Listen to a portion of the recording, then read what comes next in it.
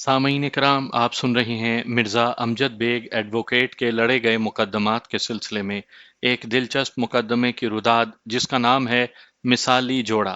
मुझे उम्मीद है आपको मेरी ये काविश पसंद आएगी। आपने अगर अभी तक मेरा चैनल माय वॉइस सब्सक्राइब नहीं किया तो अभी मेरे चैनल को सब्सक्राइब करके बेल नोटिफिकेशन ऑन कर लीजिए ताकि आने वाली हर नई कहानी की इत्तला बर वक्त आप तक पहुंच सके।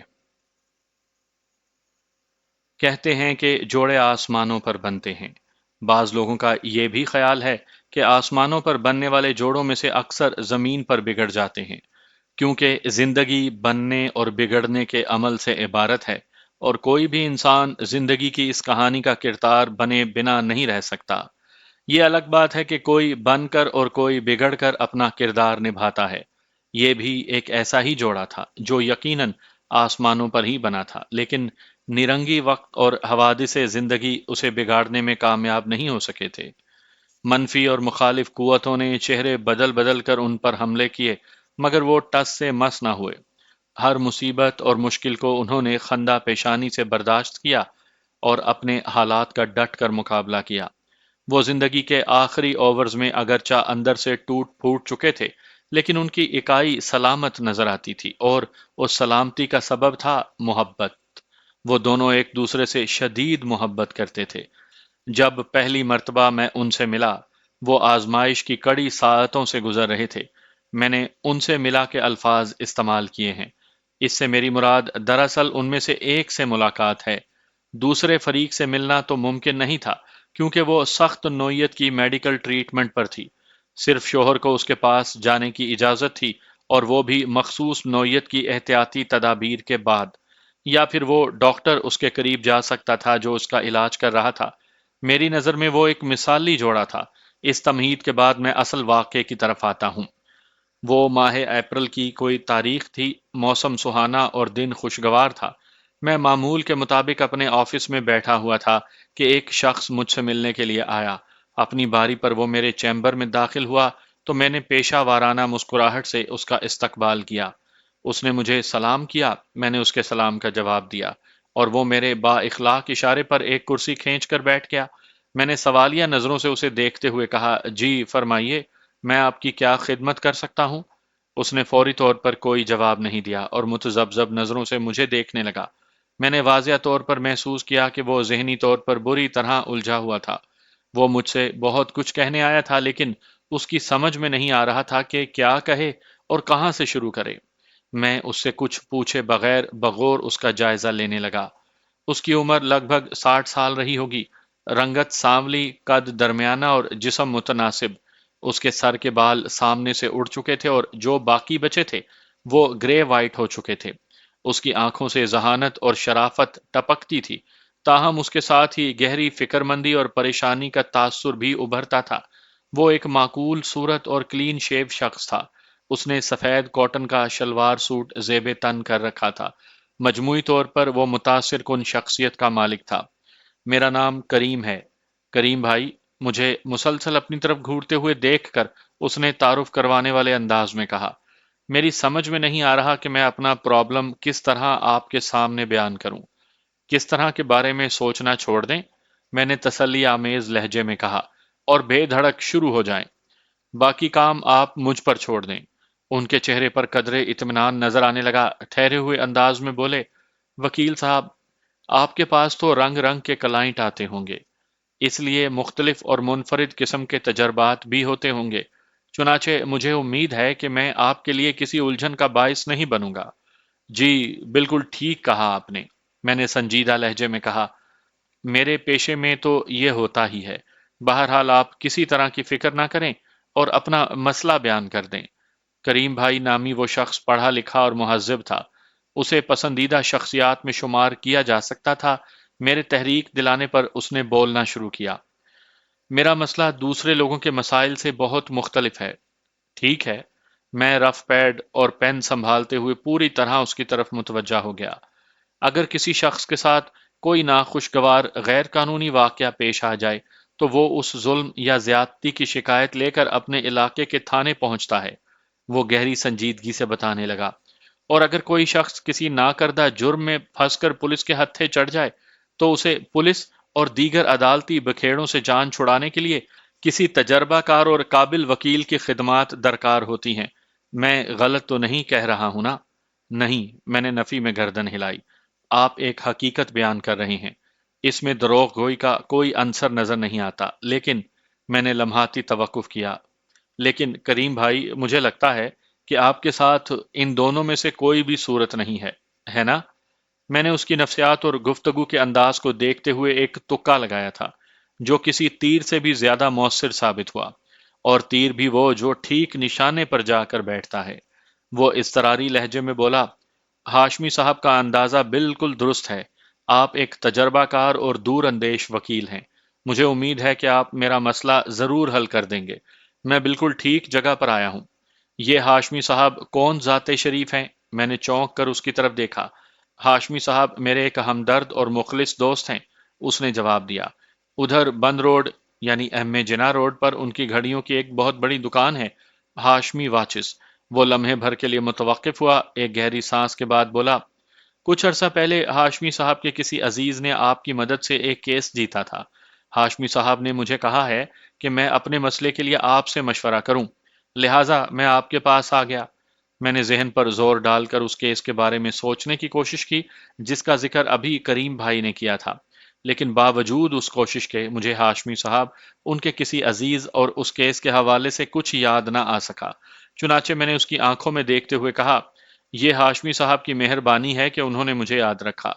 تو میں آپ کو بتا رہا تھا کہ بلکہ یہ تو آپ نے ہی گیس کر لیا ہے کہ میرا مسئلہ دیگر موکلین اور موکلات سے مختلف نوعیت کا ہے۔ وہ اپنی بات کو آگے بڑھاتے ہوئے بولا، دراصل میں ایک جذباتی اور معاشرتی سچویشن میں پھنس گیا ہوں، لہٰذا مجھے آپ کے قیمتی مشورے کی ضرورت ہے، ایک مؤثر اور تیر بہدف قانونی مشورے کی ضرورت۔ میں یہاں قانونی مشورے دینے کے لیے ہی بیٹھا ہوں کریم بھائی، میں نے بڑی رسان سے کہا۔ آپ اپنی پرابلم بیان کریں اور اس سے پہلے یہ بتائیں کہ آپ کس شعبہ زندگی سے تعلق رکھتے ہیں۔ میرا مطلب ہے کہ آپ کا ذریعہ معاش، کاروبار وغیرہ کیا ہے؟ کیا اس سے میرے مسئلے کی صحت یا صورت پر کوئی فرق پڑتا ہے؟ اس نے حیرت بھری نظروں سے دیکھا۔ کوئی فرق نہیں پڑتا۔ میں نے وقت کو ضائع ہونے سے بچانے کی کوشش کی۔ یہ دراصل میں خالصاً اپنی معلومات کے لیے پوچھ رہا ہوں۔ خیر، آپ مجھے اپنے کسی مسئلے کے بارے میں بتا رہے تھے۔ جی ہاں، اس نے اسبات میں گردن ہلائی اور سلسلہ کلام بڑھایا۔ وکیل صاحب، آپ نے فرمایا ہے کہ آپ یہاں بیٹھ کر لوگوں کو قانونی مشورے دیتے ہیں، لیکن میرے مسئلے کی خاطر آپ کو بنفس نفیس متحرک ہونا پڑے گا۔ آپ کی عملی چارہ جوئی ہی میری مشکل کو حل کر کے ایک قیمتی انسانی جان کی آخری گھڑیوں کو آسان بنا سکتی ہے۔ کریم بھائی کے آخری جملوں نے مجھے چونکنے پر مجبور کر دیا۔ پتہ نہیں وہ کس قیمتی انسانی جان کی آخری ساعتوں کا ذکر کر رہا تھا۔ میں نے بھی پوچھنا ضروری نہیں سمجھا اور اس کے مسئلے کی روح تک محدود رہتے ہوئے کہا، ظاہر ہے قانونی معاملات میں صرف مشوروں سے کام نہیں چلتا۔ ایک وکیل کو تھانے کچہری کے سارے بکھیڑے نمٹانا پڑتے ہیں۔ جو پارٹی بھی مجھے اپنا وکیل کرتی ہے، اس کی حمایت اور سرخ روئی کے لیے مجھے عدالت میں اس کی وکالت کرنی پڑتی ہے۔ یہ میرا اخلاقی فرض اور اس پیشے کا تقاضا بھی ہے، لیکن ابھی تک… میں نے تھوڑا توقف کیا، پھر اضافہ کیا، کریم بھائی، ابھی تک آپ نے اپنے شغل کے بارے میں نہیں بتایا۔ میں ایک چھوٹا سا کاروبار کرتا ہوں، وہ ٹھوس انداز میں بولا۔ پلازا کے علاقے میں میری 3 شاپس ہیں، 2 آٹو اسپیئر پارٹس کی اور ایک ٹائروں کی۔ یہی میرا شغل ہے اور یہی ذریعہ روزگار۔ میں گلشن اقبال کے ایک صاف ستھرے اور پوش بلاک میں رہتا ہوں۔ میرا گھر 2 منزلہ ہے جو 200 گز کے پلاٹ پر بنا ہے۔ وہ لمحے بھر کے لیے تھما، ایک افسردہ سی سانس خارج کی اور بات کے تسلسل کو جاری رکھا۔ لیکن میں اپنا جو مسئلہ آپ کے پاس لے کر آیا ہوں، اس کو حل کرنے کے لیے آپ کو عدالتوں کے چکر نہیں کاٹنا پڑیں گے، بلکہ کسی بھی طرح کوئی بھی ترکیب یا حکمت لڑا کر اسے عدالت سے باہر ہی حل کرنا ہوگا۔ اس سلسلے میں میرا ذہن تو بالکل کام نہیں کر رہا، اسی لیے میں آپ کے پاس آیا ہوں۔ جتنا بھی خرچہ ہو میں دینے کو تیار ہوں، بس میرا مقصد حاصل ہونا چاہیے۔ میں نے اس کے خاموش ہونے پر کہا، کریم بھائی، میری ہمیشہ سے یہ کوشش رہی ہے کہ جو کیس مصالحت اور افہام و تفہیم سے حل ہو سکتا ہے، اس کے لیے عدالت تک جانے سے گریز کیا جائے۔ اس طرح دونوں پارٹیوں کا وقت اور پیسہ برباد ہونے سے محفوظ رہتا ہے۔ یقین کریں میں نے درجنوں کیس اسی آفس میں بیٹھے بیٹھے نمٹائے ہیں۔ اللہ آپ کا بھلا کرے، وہ دعائیا انداز میں بولا۔ وکیل صاحب، آپ میری بیوی کی مشکل کو آسان کر دیں تو یہ آپ کا مجھ پر بہت بڑا احسان ہوگا۔ آپ کی بیوی کی مشکل؟ میں نے الجھن زدہ نظروں سے کریم بھائی کی طرف دیکھا۔ وکیل صاحب، نورین کو کینسر ہے۔ اس کی آواز بھر آ گئی۔ نورین غالباً آپ کی بیوی کا نام ہے؟ میں نے تشویش بھرے لہجے میں پوچھا۔ جی، میں اسی کی بات کر رہا ہوں، وہ پزمردہ لہجے میں بولا۔ میں نے کہا، کریم بھائی، اگر آپ کی وائف کو کینسر ہے تو ایک وکیل اس سلسلے میں کیا کر سکتا ہے؟ آپ اسے کسی تجربہ کار آنکولوجسٹ یعنی ماہر مرض سرطان کو کیوں نہیں دکھاتے؟ اس کا تو باقاعدہ علاج ہونا چاہیے۔ پچھلے چند سال سے نورین کا باقاعدہ ہی علاج ہو رہا ہے وکیل صاحب، وہ دکھی لہجے میں بولا۔ وہ عالمی شہرت کے ایک کینسر اسپیشلسٹ کے زیر علاج ہے، لیکن آپ تو جانتے ہی ہیں کینسر کتنا خطرناک اور موذی مرض ہے۔ ہاں، میں اچھی طرح جانتا ہوں، میں نے گہری سنجیدگی سے کہا، لیکن بتائیں کہ میں اس سلسلے میں نورین کی کیا مدد کر سکتا ہوں؟ میں تو بے گناہ ملزموں کے لیے عدالت کے کمرے میں فائٹ کرتا ہوں، کوئی ڈاکٹر تو ہوں نہیں کہ جو کینسر کے مریض کا علاج یا علاج کے حوالے سے کوئی عملی تعاون کر سکوں۔ اگر آپ فیصل کو بچا لیں تو نورین کی مشکل میں بڑی حد تک کمی واقع ہو جائے گی۔ اب وہ کہیں اور کی کوڑی لے آیا تھا۔ فیصل والے معاملے نے اس کی تکلیف میں کئی گنا اضافہ کر دیا ہے۔ میں جانتا ہوں وہ اب زیادہ دن تک جی نہیں سکے گی، مگر میری خواہش ہے کہ اس کی جتنی بھی سانسیں باقی بچی ہیں وہ آسانی اور آرام سے پوری ہو جائیں۔ اس کا دل ہر وقت فیصل میں اٹکا رہتا ہے۔ میں نے اپنے طور پر اندازہ لگایا کہ فیصل ان کا بیٹا تھا اور وہ کسی قانونی جھمیلے میں پھنس گیا تھا۔ کریم چونکہ اپنے گھریلو حالات اور بیوی کی لا علاج بیماری کے باعث بے حد پریشان تھا، اس لیے اس کے بیان میں ربط اور ضبط نہیں تھا۔ اس کی گفتگو ذہنی پراگندگی اور منتشر خیالی کی عکاس تھی۔ میں نے اپنے اندازے کی تصدیق کے لیے پوچھا، کریم بھائی، فیصل آپ کے صاحبزادے ہیں نا؟ جی ہاں، اس نے سر کو اثباتی جنبش دی۔ آپ کا اندازہ بالکل درست ہے۔ آپ کا بیٹا کسی پولیس کیس میں پھنسا ہے؟ میں نے پوچھا۔ نہیں جی، اللہ نہ کرے، وہ کانوں کو ہاتھ لگاتے ہوئے بولا۔ پھر؟ میری حیرت میں کئی گنا اضافہ ہوا۔ آپ نے تھوڑی دیر پہلے کہا تھا کہ میں آپ کے فیصل کو بچا لوں تو نورین کی مشکل میں بڑی حد تک کمی ہو جائے گی۔ مجھے فیصل کو کس مصیبت سے بچانا ہے؟ مصیبت؟ وہ خلا میں دیکھتے ہوئے بولا۔ آپ نے بالکل صحیح لفظ استعمال کیا ہے جناب۔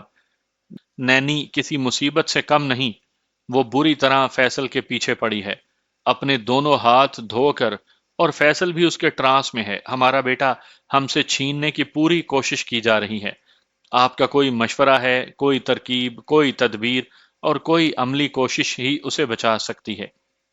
اگر فیصل اس لڑکی کا خیال دل سے نکال دے یا وہ خوبصورت ڈائن اس کا پیچھا چھوڑ دے تو میری بیوی کی آخری سانسوں میں سہولت اور آسانی پیدا ہو سکتی ہے۔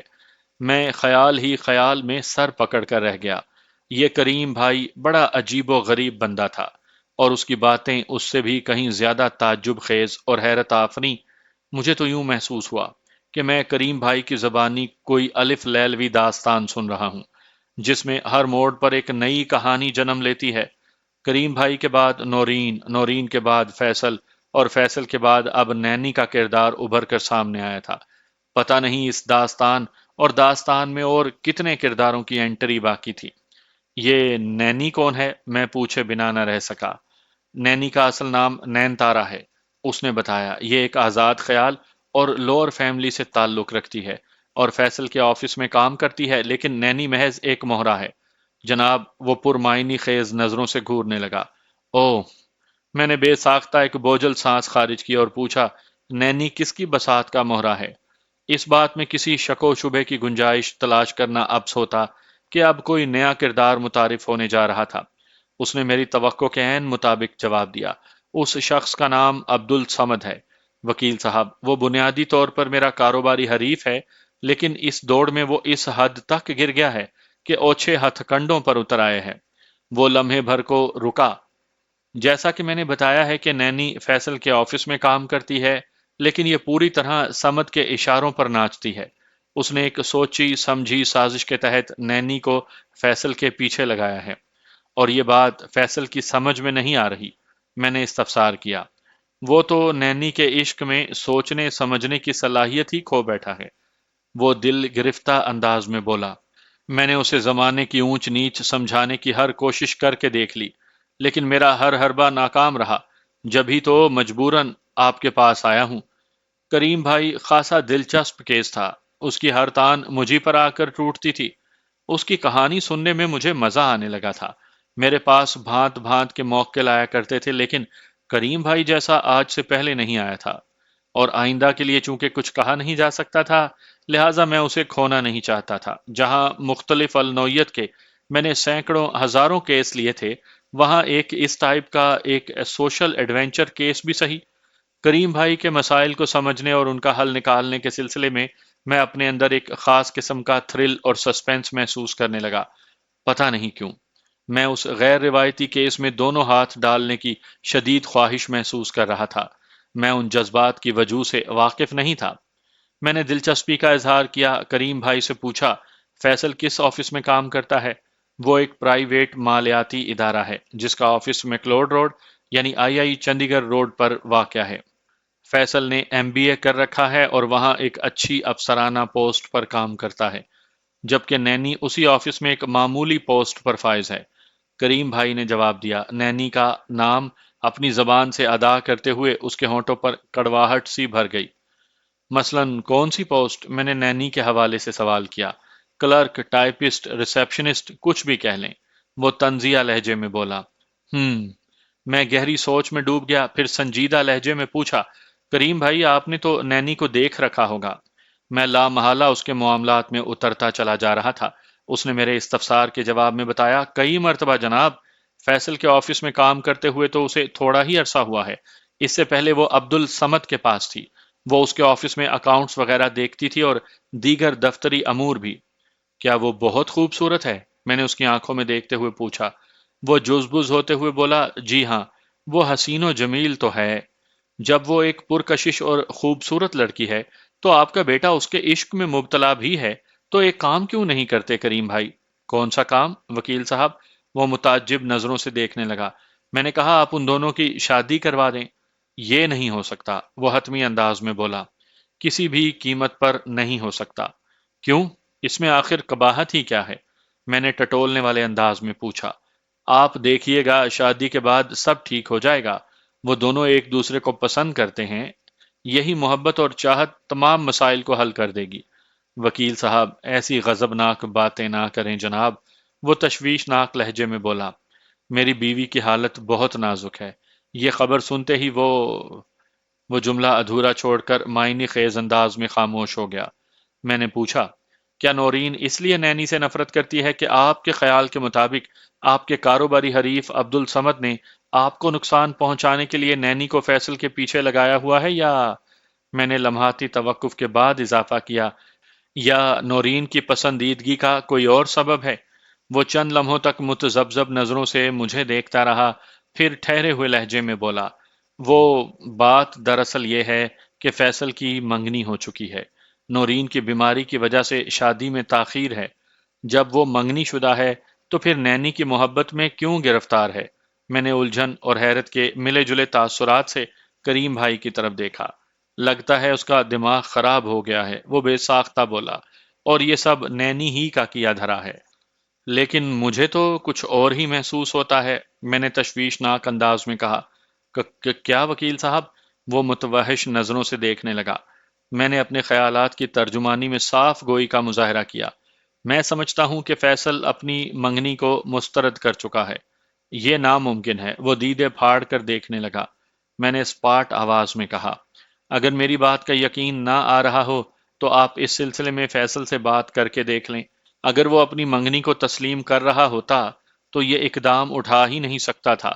ماشاءاللہ وہ اعلیٰ تعلیم یافتہ اور سمجھدار شخص ہے۔ آپ نے ٹھیک کہا، وہ اعلیٰ تعلیم یافتہ اور سمجھدار تو ہے، لیکن اس وقت اس کا دل اور دماغ نینی کی مٹھی میں ہے، جو عبد الصمد کے اشاروں پر ناچتی ہے۔ کریم بھائی کے لہجے میں گہری تشویش پائی جاتی تھی۔ فیصل کی ہم نے جہاں منگنی کی ہوئی ہے، وہ بہت ہی عزت دار لوگ ہیں وکیل صاحب، اور وہ لڑکی خاص طور پر نورین کی اولین ترجیح اور پسند ہے۔ رخسانہ کی والدہ نورین کی بہت ہی گہری دوست ہے۔ آپ اس جذباتی تعلق کو اچھی طرح سمجھ سکتے ہیں۔ وہ بولتے بولتے رکا، ایک تھکی ہوئی سانس خارج کی، پھر پر اسرار انداز میں بولا، ابھی تک تو رخسانہ اور اس کے والدین کو نینی والے معاملے کی خبر نہیں۔ سوچیں اگر یہ آگ ادھر پہنچ گئی تو کیا ہوگا؟ ایسے معاملات زیادہ عرصے تک نہیں چھپ سکتے۔ اس کے علاوہ نینی فیصل کو الٹی سیدھی پٹیاں بھی پڑھا رہی ہے۔ وہ اسے ہمارے خلاف کرنے کی پوری کوشش کر رہی ہے۔ وہ ہم پر بھی شک کرنے لگا ہے۔ وہ اچانک جملہ ادھورا چھوڑ کر خاموش ہوا تو میں نے پوچھا، کس قسم کا شک؟ یہ شک کہ ہم اس کے سگے ماں باپ نہیں۔ کیا مطلب؟ میں نے حیرت سے اس کی طرف دیکھا۔ میں غلط نہیں کہہ رہا وکیل صاحب، مجھے یقین نہیں آ رہا، میں نے نفی میں گردن جھٹکتے ہوئے کہا۔ اگر نینی ایسی کوئی کوشش کر بھی رہی ہے تو فیصل کو کیا ہو گیا ہے؟ وہ آپ لوگوں کو اپنے سگے والدین کیوں نہیں سمجھتا؟ نینی کے پاس ایسی کون سی دلیلیں ہیں جو فیصل اس پر یقین کرنے کو تیار ہو گیا؟ دراصل عبد الصمد ایسے طریقے سے یہ کھیل کھیل رہا تھا کہ حالات اس کی مرضی کے مطابق بنتے جا رہے ہیں۔ وہ وضاحت کرتے ہوئے بولا، سمد بہت ہی کایاں اور منتقم المزاج شخص ہے جناب۔ کچھ بھی ہے، مگر میں یہ ماننے کو تیار نہیں ہوں کہ ایک ایسا شخص جو آپ کی اولاد ہو، آپ نے اسے پال پوس کر بڑا کیا ہو، نہ صرف بڑا کیا ہو بلکہ اسے اعلیٰ تعلیم بھی دلائی ہو، وہ کسی کے بہکاوے میں آ کر اپنی ماں اور باپ کو سوتیلا سمجھنے لگے۔ میں نے بے یقینی سے کریم بھائی کی طرف دیکھتے ہوئے کہا، میں نہیں مان سکتا، ایسا تو صرف فلموں اور ناولوں وغیرہ میں ہوتا ہے، حقیقی زندگی میں اس کی کوئی گنجائش نہیں۔ وہ بات یہ ہے جناب کہ اس میں فیصل بیچارے کا کوئی قصور نہیں۔ وہ ہچکچاہٹ آمیز انداز میں بولا، قصور نہیں؟ کیا مطلب؟ میں نے اکھڑے ہوئے لہجے میں پوچھا۔ حقیقت یہی ہے، وہ سادہ سے لہجے میں بولا، اسی لیے میں حد سے زیادہ پریشان ہوں اور اس مسئلے کے حل کے لیے آپ کے پاس آیا ہوں۔ یعنی آپ تسلیم کرتے ہیں کہ فیصل آپ کا سگا بیٹا نہیں؟ میں نے قدرے درست انداز میں سوال کیا۔ آپ اس کے ستیلے والدین ہیں؟ اس نے اسبات میں گردن ہلائی اور مجھے اپنی زندگی کے اس نازک اور حساس پہلو سے آشنا کرنے لگا۔ میں حیرت اور دلچسپی سے اس کی داستان سنتا چلا گیا۔ کریم بھائی نے زندگی کے بہت سارے نشیب و فراز دیکھ رکھے تھے۔ اس نے اپنی عملی زندگی کا آغاز زیرو سے کیا تھا۔ وہ اچھے وقتوں کا میٹرک پاس تھا۔ یہ وہ زمانہ تھا کہ ابھی تعلیم اتنی بے وقت نہیں ہوئی تھی۔ میٹرک پاس انسان کو بہت پڑھا لکھا، سمجھدار اور عاقل و بالغ انسان سمجھا جاتا تھا۔ آج کی طرح کا حال نہیں تھا کہ کسی اسٹوڈنٹ کو انگلش میں خط یا درخواست لکھنے کے قابل بننے کے لیے کم از کم ماسٹرز کرنا پڑتا۔ آپ میری اس بات کو طنز سمجھیں یا اظہار حقیقت یا غلط بیانی یا جو جی میں آئے سمجھتے رہیں، لیکن حقیقت سے آنکھیں چرانے سے حقائق بدل نہیں جایا کرتے۔ اور حقائق یہ ہیں کہ آج کل کے بہت سے ماسٹرز کو واقعی انگلش میں چار درست جملے لکھنا نہیں آتے۔ میں انگلش کو کوئی معیار بنا کر پیش کرنے کی کوشش نہیں کر رہا ہوں۔ میں نے جن مخصوص ماسٹرز کا حوالہ دیا ہے وہ ریاضی، جنرل نالج اور سائنس وغیرہ کے مضامین میں بھی اتنے ہی قابل مذمت ہیں جو حال ان کا انگلش میں ہے، اور یہ ہمارے ملک اور یہاں کے تعلیمی نظام کا المیہ ہے۔ وقت گزرنے کے ساتھ ساتھ یہ المیہ شدید سے شدید تر اور سنگین سے سنگین ترین ہوتا جا رہا ہے۔ میں، آپ اور ہمارے جیسا کوئی اور شخص کچھ نہیں کر سکتا، کیونکہ یہ کرنا اور وہ ہونا جن لوگوں کے ہاتھوں میں ہے، انہوں نے ایک پڑھے لکھے پاکستانی کا تعلیمی حلیہ کچھ اس طرح کا بنا رکھا ہے۔ جو شخص اردو کا ایک پیرا پڑھ، لکھ اور بول سکتا ہو، وہ پڑھا لکھا پاکستانی شہری تصور کیا جائے گا۔ دوسری جانب دنیا میں بعض ایسے ممالک بھی ہیں جہاں کے عوام 100% پڑھے لکھے ہیں، اور ان پڑھے لکھے افراد کا تعلیمی معیار کم از کم گریجویٹ سے شروع ہوتا ہے۔ کریم بھائی نے نوکری کے بجائے بزنس میں ہاتھ ڈالا اور دن دگنی رات چگنی ترقی کرتا چلا گیا۔ والدین کا انتقال ہو چکا تھا اور دیگر قریب کے رشتہ داروں میں کوئی موجود نہیں تھا، لہٰذا اپنی اور اپنی بہن زبیدہ کی زندگی اور مستقبل کے لیے اسے سخت محنت کرنا پڑی تھی، اور اطمینان بخش بات یہ تھی کہ قدم قدم پر اس محنت کا صلہ بھی وصول ہو رہا تھا۔ زیرو سے اپنے کیریئر کا آغاز کرنے والے کریم بھائی نے قدم قدم پر کامیابی حاصل کی اور ایک دن وہ تجربے کار بزنس مین بن گیا۔ اس دوران جب وقت آیا تو اس نے پہلے زبیدہ کی اور پھر اپنی شادی بھی کر ڈالی۔ وقت دھیرے دھیرے آگے بڑھتا رہا۔ کریم بھائی کی بیوی نورین اس سے بھرپور محبت کرتی تھی، وہ بھی اسے بہت چاہتا تھا۔ دونوں کسی مثالی جوڑے کے مانند زندگی گزار رہے تھے، گھر میں اور گھر کے باہر اللہ کا دیا سب کچھ موجود تھا۔ عزت، دولت، آرام و آسائش، کسی بھی شے کی کمی نہیں تھی۔ کمی تھی تو صرف ایک چیز کی، اور یہ بہت بڑی محرومی تھی۔ ان کے آنگن میں کوئی پھول نہیں کھلا تھا۔ شروع کے چند سال تو پتہ ہی نہ چلا کہ کس طرح گزر گئے۔ پھر گھر سونا سونا محسوس ہونے لگا۔ یہ احساس پوری شدت کے ساتھ ان دونوں پر حاوی ہو گیا کہ ان کے گھر میں کبھی کسی ننھی جان کی کلکاریاں ابھرنا چاہیے۔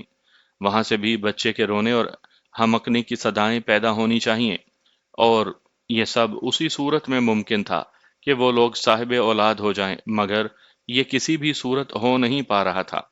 جب شادی کے 2 سال کے بعد بھی اولاد کی کوئی امید یا آثار دیکھنے کو نہ ملے، تو انہوں نے حسب دستور ماہرین امراض نسواں اور ماہرین زچہ و بچہ کے کلینکس کے چکر کاٹنا شروع کر دیے۔ گائنی کی سمجھ میں نہیں آتا تھا کہ وہ کس شے کا علاج کریں۔ دونوں کی میڈیکل رپورٹس اور دیگر پوشیدہ و پیچیدہ معاملات 16 آنے درست اور صحت مند تھے۔ تجربہ کار اور سنجیدہ لیڈی ڈاکٹرز نے تو انہیں یہی مشورہ دیا کہ وہ دونوں ٹھیک ٹھاک ہیں، انہیں کسی علاج معالجے کی ضرورت نہیں، اللہ اللہ کریں جا کر۔ لیکن بعض خالصتاً کاروباری گائنیز نے انہیں مختلف قسم کے کورس بھی کروائے۔ اس غیر ضروری اور بے سمت کوشش سے ان گائنیز یعنی میڈیکل سٹور اور لیبارٹریز والوں کا تو اچھا خاصا فائدہ ہوا ہو، مگر زمیں جنبد نہ جنبد گل محمد کے مستاق کریم بھائی اور نورین کا کوئی بھلا نہ ہو سکا۔ اس صورتحال نے انہیں خصوصاً نورین کو دل گرفتہ کر دیا۔ ایک روز اس نے کریم بھائی سے کہا، میں تو سمجھ رہی ہوں کہ علاج کے سلسلے میں ہمیں ہر قسم کی کوشش ترک کر کے صرف اللہ پر بھروسہ کرنا چاہیے۔ اس کی جب بھی مرضی ہوگی میری گود بھر جائے گی۔ میں تو یہ بات پچھلے 3-4 سال سے تمہیں سمجھانے کی کوشش میں ہوں۔ کریم بھائی نے ٹھہرے ہوئے لہجے میں کہا، چلو اچھا ہے، دیر ہی سے سہی، مگر یہ نکتہ تمہاری عقل میں بیٹھ تو گیا۔ وہ گہری سنجیدگی سے بولی، میں اب تک جو بھی کر رہی تھی وہ عورت کی فطرت اور وقت کی ضرورت کا تقاضا تھا۔ لوگوں کی سب سے زیادہ باتیں عورت ہی کو سننی پڑتی ہیں۔ اسے اٹھتے بیٹھتے خاموش سوال یا نظروں کا سامنا کرنا پڑتا ہے۔ عمومی طور پر یہی خیال کیا جاتا ہے کہ شاید عورت بانجھ ہے، جبھی کوئی خوشخبری سننے کو نہیں مل رہی۔ مرد کی طرف سے بہت کم لوگوں کا دھیان جاتا ہے، لیکن ہم دونوں کی میڈیکل رپورٹس اس بات کی گواہ ہیں کہ نہ تو بیج کی کوالٹی میں کوئی فرق ہے اور نہ ہی زمین کی زرخیزی میں کوئی کلام۔ کریم بھائی نے مدبرانہ انداز میں کہا، اس لیے ہمیں لوگوں کی باتوں کی پرواہ نہیں کرنی چاہیے اور نہ ہی اللہ کی رحمت سے مایوسی کا ثبوت پیش کرنا چاہیے۔ اچھا ہے کہ تم بھی اس نقطے تک پہنچنے میں کامیاب ہو گئی ہو کہ جب اس قادر مطلق کی مرضی ہوگی ہماری امید بر آئے گی۔ میں اس نقطے پر تو بہت ہی پہلے پہنچ گئی تھی، لیکن اللہ تعالیٰ نے جد و جہد اور کوشش کی ضرورت پر زور دیا ہے۔ میری وہ ساری بےتابی اور دوڑ دھوپ اسی سلسلے میں تھی۔ بہرحال وہ ایک مرتبہ پھر متوقف ہوئی اور اپنی بات مکمل کی۔ اب میں مطمئن اور پرسکون ہوں کہ میں نے اپنے فرائض میں کسی کوتاہی یا سستی سے کوئی کام نہیں لیا۔ اللہ کا جب حکم ہوگا ہم صاحب اولاد ہو جائیں گے۔ اگر ان کی جگہ کوئی اور جوڑا ہوتا تو شاید اتنا متحد اور متفق نظر نہ آتا جتنا وہ دکھائی دیتے تھے، اور اس کا سب سے بڑا سبب تھا کہ وہ دونوں ایک دوسرے سے بڑی گہری اور سچی محبت کرتے ہیں۔ اولاد کی محرومی اپنی جگہ تھی، لیکن زندگی کی زنجیر کی یہ اہم کڑی غیر موجود ہونے کے باوجود بھی ان کے درمیان ایک مائکرو ایم کا فاصلہ پیدا نہ کر سکی۔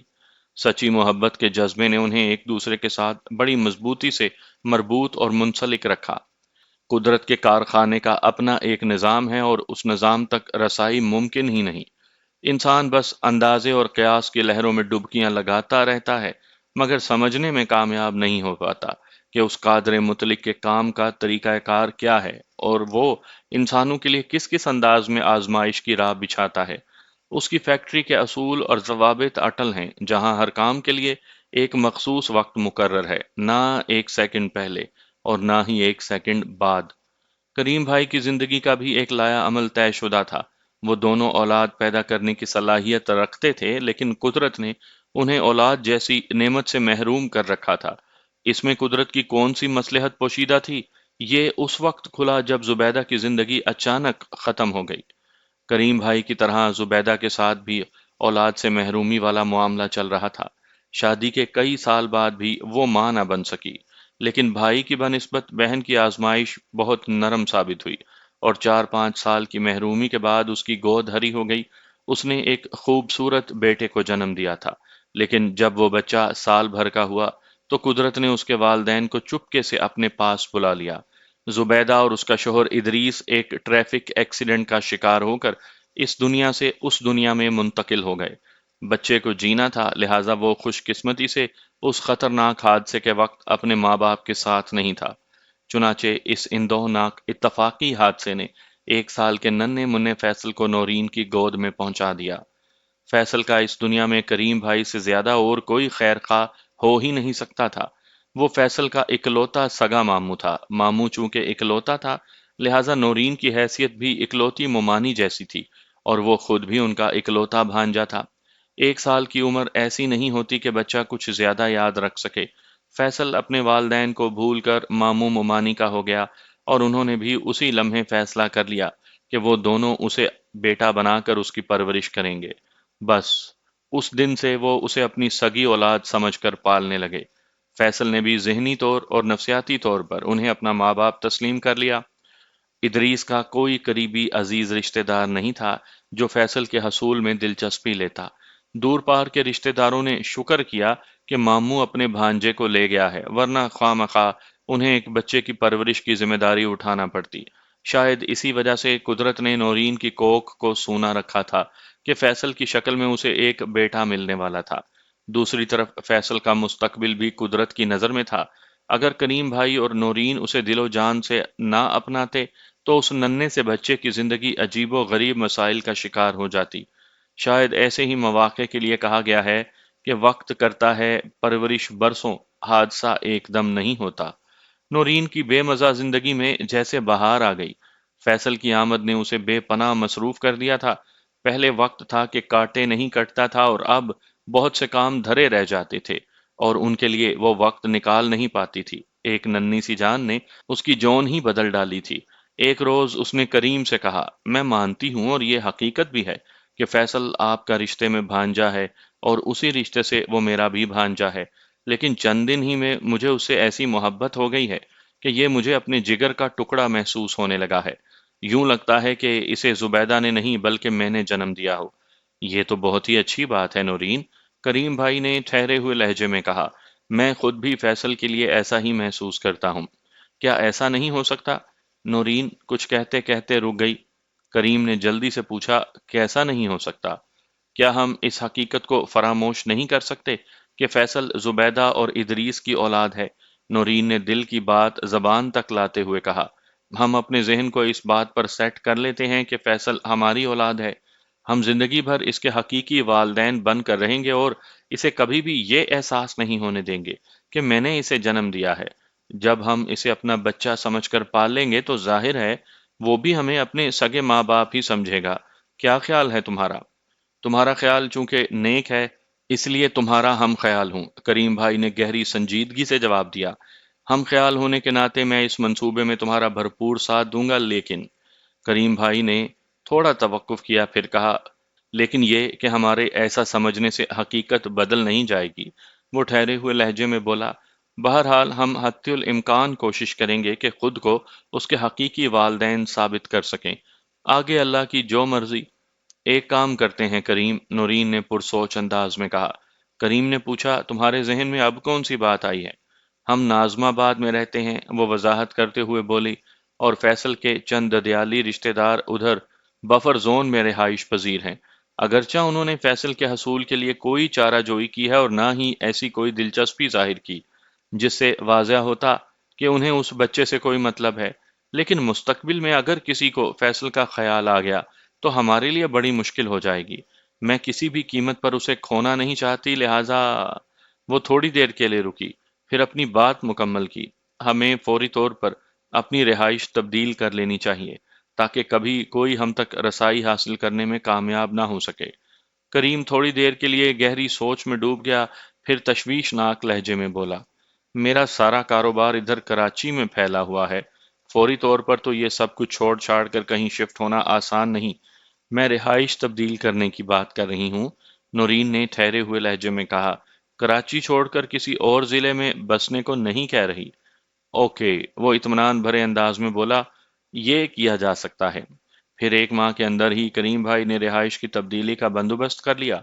اس نے نہایت ہی خاموشی کے ساتھ نازم آباد کو خیر باد کہا اور گلشن اقبال منتقل ہو گیا۔ یہ شفٹنگ اتنی احتیاط کے ساتھ اور چپ چاپ کی گئی تھی کہ اس کے نازم آباد والے پڑوسیوں کو بھی خبر نہیں تھی کہ وہ کہاں جا رہے ہیں۔ یہ تمام احتیاطی تدابیر اس لیے اختیار کی گئی تھیں تاکہ فیصل کی ددیال کا کوئی آدمی پوچھتے پاچھتے سراغ لگاتے ان تک نہ پہنچ جائے۔ نورین فیصل کی سگی ماں نہیں تھی، لیکن سگی ماں سے بڑھ کر حفاظتی انتظامات اور پیش بندیاں کر رہی تھی۔ کریم بھی اس مرحلے پر یہ سوچ کر مطمئن ہو گیا تھا کہ جب وہ رہائش بدل کر کسی نئے علاقے میں چلے جائیں گے تو فیصل کی ددیال کی طرف سے کوئی انہیں ڈھونڈ نہیں سکے گا۔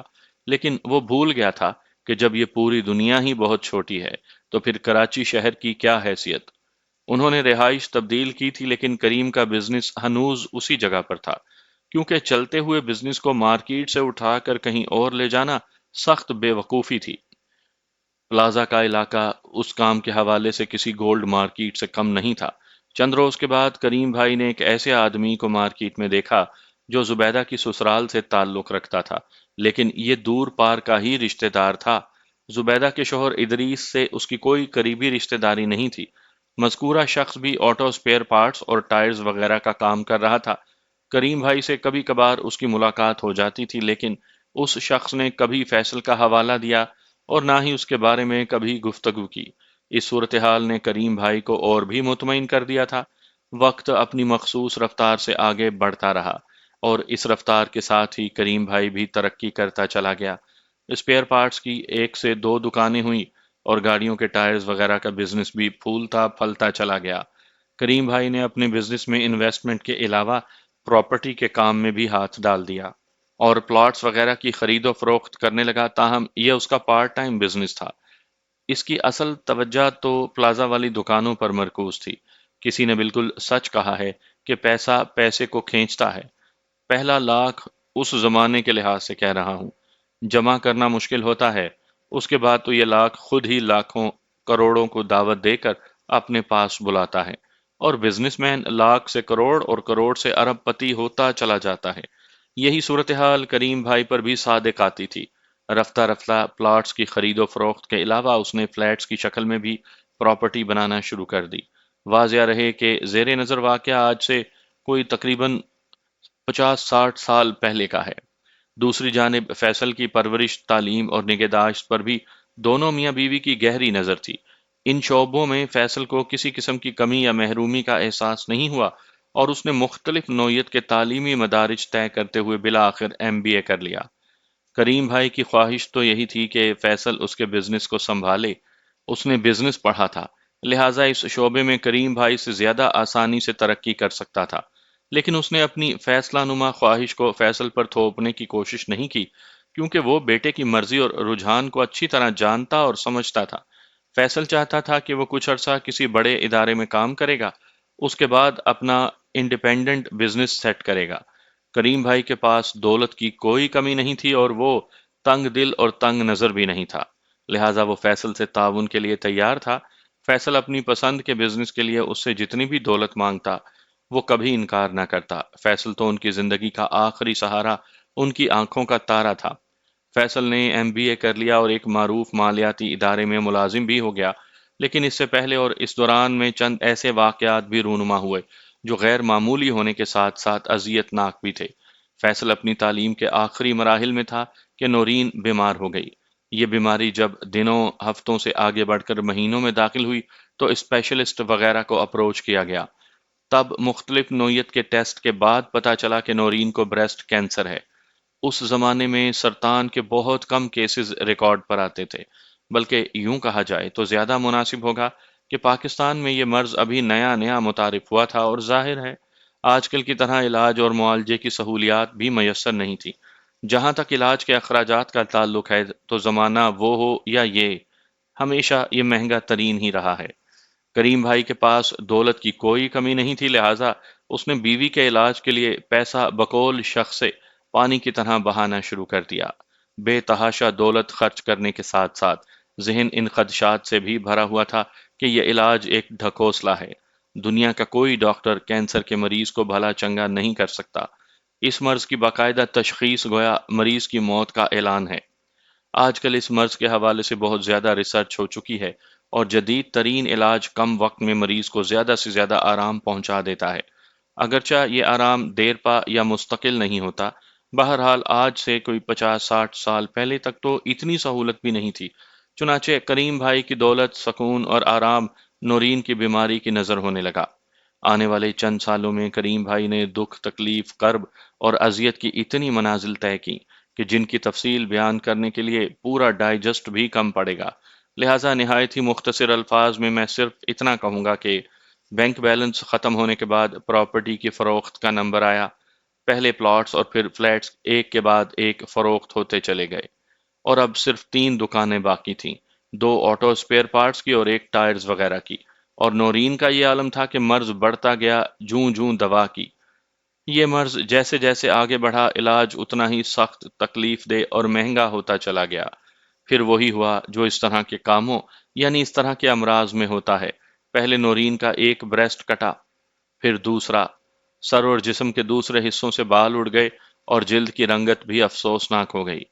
یہ سب ان خطرناک ادویات اور دیگر طریقہ علاج کا نتیجہ تھا جو کینسر سے لڑنے کے لیے اختیار کیا گیا تھا۔ پھر ایسا وقت بھی آیا کہ ڈاکٹروں نے نورین کو دیگر فیملی ممبرز سے بالکل الگ رکھنے کی تجویز دی، چنانچہ اسے گھر کی بالائی منزل پر شفٹ کر دیا گیا۔ شروع میں ملاقاتیوں کو گھر کے اس حصے میں جانے اور نورین سے ملنے کی اجازت تھی، لیکن بعد ازاں اس کی بگڑتی ہوئی طبیعت اور خطرناک علاج کے باعث ان ملاقاتیوں یعنی عیادت گزاروں پر پابندی لگا دی گئی۔ ڈاکٹر کے علاوہ صرف کریم بھائی کو نورین کے پاس جانے کی اجازت تھی، اور وہ بھی مخصوص انتظامات کے بعد۔ وہ مخصوص قسم کا ماسک لگا کر اپنی بیوی سے ملنے جاتا تھا، ہاتھوں پر بھی خاص نوعیت کے دستانے ہوتے تھے۔ اس کے علاوہ بھی بہت سی احتیاطی تدابیر اختیار کی جاتی تھیں۔ جن دنوں نورین کو بالائی منزل پر شفٹ کیا گیا، اسے ڈاکٹروں کا تختہ مشق بنے کافی عرصہ گزر چکا تھا۔ وہ اپنی بیماری کی نوعیت اور علاج کے اخراجات سے بخوبی واقف تھی۔ وہ ایک پڑھی لکھی عورت تھی، لہٰذا کینسر کی ہلاکت خیزی سے بھی آشنا تھی۔ اسے یقین ہو گیا تھا کہ وہ کسی بھی صورت بچے گی نہیں۔ ایک روز اس نے کریم بھائی سے کہا، کریم، میں جانتی ہوں کہ تم مجھ سے بہت محبت کرتے ہو۔ کریم اس کا ہاتھ تھامے قریب ہی بیٹھا ہوا تھا، بھرائی ہوئی آواز میں بولا، میں تم سے کتنی محبت کرتا ہوں اس کا تو مجھے اندازہ نہیں، لیکن میں اتنا ضرور جانتا ہوں کہ تمہاری مجھ سے محبت اور اس محبت سے کہیں زیادہ ہے۔ تم ہمیشہ الفاظ کا کھیل کھیل کر مجھے چت کر دیتے ہو۔ وہ نکاحت آمیز لہجے میں بولی۔ کریم بھائی نے برجستہ کہا، اور تمہیں یہ کارنامہ انجام دینے کے لیے الفاظ کی بھی ضرورت پیش نہیں آتی۔ تم مجھ پر ایک محبت بھری نگاہ ڈالتی ہو اور میں چاروں خانے چت ہو جاتا ہوں۔ تم نے پھر الفاظ کی بازی گری شروع کر دی۔ وہ میٹھی شکایت کرتے ہوئے بولی، میں دراصل تم سے ایک خاص بات کرنا چاہتی ہوں۔ میرے لیے تمہاری ہر بات ہی خاص ہے۔ وہ نورین کا ہاتھ سہلاتے ہوئے بولا، خیر کہو، کیا کہنا چاہتی ہو؟ میرا خیال ہے یہ علاج روک دینا چاہیے۔ وہ چھت کو گھورتے ہوئے بولی۔ کریم بھائی پر جیسے بجلی سی گر پڑی۔ وہ چونکے ہوئے لہجے میں بولا، کیا مطلب؟ مطلب یہ کہ کریم، وہ گمبھیر انداز میں وضاحت کرتے ہوئے بولی، یہ بات تم بھی جانتے ہو، میں بھی جانتی ہوں، اور ہم دونوں سے کہیں زیادہ ڈاکٹر بھی جانتا ہے کہ کینسر ایک لا علاج مرض ہے، اور میں آج کل علاج کے جن مراحل سے گزر رہی ہوں، اس کا مطلب یہ ہے کہ میری زندگی بہت زیادہ باقی نہیں بچی، لہٰذا نورین لمحے بھر کے لیے سانس ہموار کرنے کو رکی تو کریم بھائی نے تڑپ کر کہا، ایسی باتیں نہ کرو نورین، مجھے یقین ہے کہ تم ایک دن بھلی چنگی ہو جاؤ گی۔ میں تمہارے علاج پر پیسہ پانی کی طرح بہا رہا ہوں اور دونوں ہاتھوں سے خرچ کر رہا ہوں۔ کریم کی بات مکمل ہونے سے پہلے ہی نورین بول اٹھی۔ وہ گویا کریم کے جملے کو مکمل کر رہی تھی۔ کریم نے ایسی نظروں سے اپنی بیوی کو دیکھا جیسے اس کی سمجھ میں نہ آ رہا ہو کہ اسے کیا کہنا چاہیے۔ نورین نے اپنی بات کو جاری رکھتے ہوئے مزید کہا، میں ایک خطرناک اور جان لیوا بیماری کے چنگل میں پھنسی ہوئی ہوں کریم، اور میں جانتی ہوں کہ اس بیماری کے علاج کے لیے بے تحاشا رقم کی ضرورت ہوتی ہے، جبکہ تم اس علاج کے سلسلے میں کسی کوتاہی یا کنجوسی کا مظاہرہ بھی نہیں کر رہے۔ یہ بات میرے علم میں ہے کہ تمام فلیٹس اور پلاٹس فروخت ہو چکے ہیں، بینک بیلنس زیرو ہے، اس 2 منزلہ مکان اور 3 دکانوں کے سوا کچھ بھی باقی نہیں بچا۔ اور اگر سال ڈیڑھ سال مزید علاج چلتا رہا تو ہم لوگ بے گھر ہونے کے ساتھ ہی بے روزگار بھی ہو جائیں گے، جبکہ یہ بات بھی طے ہے کہ کسی بھی صورت مجھے صحت ملنے والی نہیں، لہذا علاج کو مزید جاری رکھنا حماقت ہوگی۔ کریم، تم یہ سب کچھ ایک ایسے کنویں میں ڈال رہے ہو جس کا کوئی پیندہ ہی نہیں۔ یہ ایک اندھا کنواں ہے کریم، تم جیسا چاہ رہی ہو میں ویسا نہیں کر سکتا نورین۔ کریم بھائی نے ٹوٹے ہوئے لہجے میں کہا، تمہارے علاج کے حوالے سے جب میرے پاس بیچنے کے لیے کچھ نہیں بچے گا تو میں اس وقت خود کو بیچ دوں گا، لیکن کسی بھی صورت تمہارے علاج سے ہاتھ نہیں کھینچوں گا۔ تمہاری مایوسی نے مجھے دکھی کر دیا ہے نورین۔ تمہیں دکھی کرنا میرا مقصد نہیں تھا کریم، وہ دور خلا میں گھورتی ہوئی بولی۔ میں نے تو حقیقت بیان کی ہے، سرطان بڑی ٹھوس اور شفاف حقیقت ہے۔ اگر کوئی پیارا کسی موذی مرض میں مبتلا ہو جائے تو اسے بے یار و مددگار تو نہیں چھوڑا جا سکتا، کریم نے پرعزم انداز میں کہا۔ تم تنہا اور بے آسرا نہیں ہو نورین، میں تمہارے علاج اور تمہاری دیکھ بھال سے کبھی پیچھے نہیں ہٹ سکتا۔ آئندہ تم اس موضوع پر مجھ سے بات نہیں کرنا۔ وہ لمحے بھر کے لیے متوقف ہوا، پھر رنجیدہ لہجے میں کہا، میرا سب کچھ تم سے ہے نورین، اگر تم نہیں تو پھر کچھ بھی نہیں۔ میں نہیں جانتا کہ تمہاری کتنی زندگی بچی ہے، اور نہ ہی مجھے یہ معلوم ہے کہ میں کتنا عرصہ جی سکوں گا۔ زندگی اور موت کا حساب کتاب اس قادر مطلق نے اپنے ہاتھ میں لے رکھا ہے۔ حقائق سے نگاہ چرا لیں تو اس سے حقیقت بدل نہیں جاتی کریم، نورین نے ٹھوس الفاظ میں کہا۔ میں نے تم سے کوئی بھی انہونی بات نہیں کی، میں ہونی اور انہونی کے چکر میں نہیں پڑنا چاہتا نورین، وہ الجھن زدہ انداز میں بولا۔ خدا نخواستہ اگر تمہیں کچھ ہو گیا تو میں بھی۔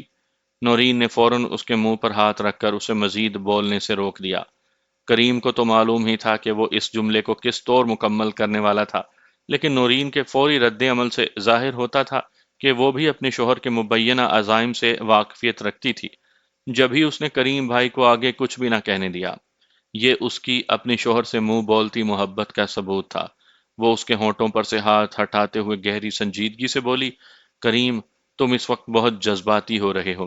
محبت تو جذبات کے اظہار ہی کا نام ہے نورین، تو کیا میں تم سے محبت نہیں کرتی ہوں؟ میں نے ایسا کب کہا ہے، کب سوچا ہے؟ کریم بھائی بری طرح بوکھلا گیا۔ نہیں کہا اور نہ ہی سوچا ہے، وہ ٹھہرے ہوئے لہجے میں بولی، لیکن انسان کو اپنے جذبات کے اظہار میں بھی اہم باتوں کو کبھی فراموش نہیں کرنا چاہیے۔ میں اس موذی مرض کے ساتھ بھی سب کچھ یاد رکھے ہوئے ہوں، اور تم؟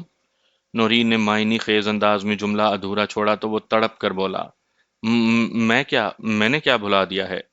فیصل کو۔ فیصل؟ کریم بھائی کی الجھن میں کئی گنا اضافہ ہو گیا۔ میں تمہاری بات کو سمجھ نہیں سکا ہوں نورین، وہ کمزور سے لہجے میں وضاحت کرتے ہوئے بولی۔ یہ سچ ہے کہ فیصل ہماری سگی اولاد نہیں، لیکن ہم نے اسے جس توجہ اور محبت سے پروان چڑھا کر یہاں تک پہنچایا ہے، شاید اس کے حقیقی والدین بھی اس کے لیے اتنا نہ کر سکتے۔ اس کے پاس صحت ہے، جوانی ہے، وجاہت ہے، اعلیٰ تعلیم ہے اور تابناک مستقبل ہے۔ نورین سانس درست کرنے کے لیے رکی تو کریم بھائی کوئی سوال کیے بغیر گہری دلچسپی سے اس کی طرف دیکھتا چلا گیا۔ وہ اپنی بات کو آگے بڑھاتے ہوئے نکاہت بھرے لہجے میں بولی، لیکن اس کی زندگی بھی مکمل نہیں ہوئی۔ اس کی زندگی میں ایک کمی، ایک خلا موجود ہے۔ میں سمجھتی ہوں کہ اب جلد از جلد اس کی شادی ہو جانی چاہیے۔ میں یہ کام اپنی زندگی میں اپنے ہاتھوں سے کرنے کی خواہش مند ہوں، اور اس سلسلے میں نے کچھ سوچ بھی لیا ہے، بلکہ سوچا تو بہت پہلے تھا، اب عمل کا وقت آیا ہے۔ کریم بھائی اپنی بیوی کی صحت اور بیماری سے اچھی طرح واقف تھے۔ ان لمحات میں نورین جس تندرستی اور تازگی سے بات کر رہی تھی، اس پر کریم بھائی کو تعجب تھا۔ بہرحال اس نے ایک مرتبہ پھر کوئی سوال اٹھانے کی کوشش نہیں کی اور دھیمے لہجے میں کہا، ہاں تو بتاؤ، تمہارے ذہن میں کیا ہے؟ تم نے کیا سوچا ہے؟ وہ گہری سنجیدگی سے مستفسر ہوئی۔ کریم، تم نگہت سلیم کو تو جانتے ہو نا؟ ہاں، اچھی طرح جانتا ہوں۔ وہ جلدی سے اسبات میں گردن ہلاتے ہوئے بولا، نگہت سلیم تمہاری سب سے گہری دوست ہے، اس کا اکثر فون بھی آتا رہتا ہے۔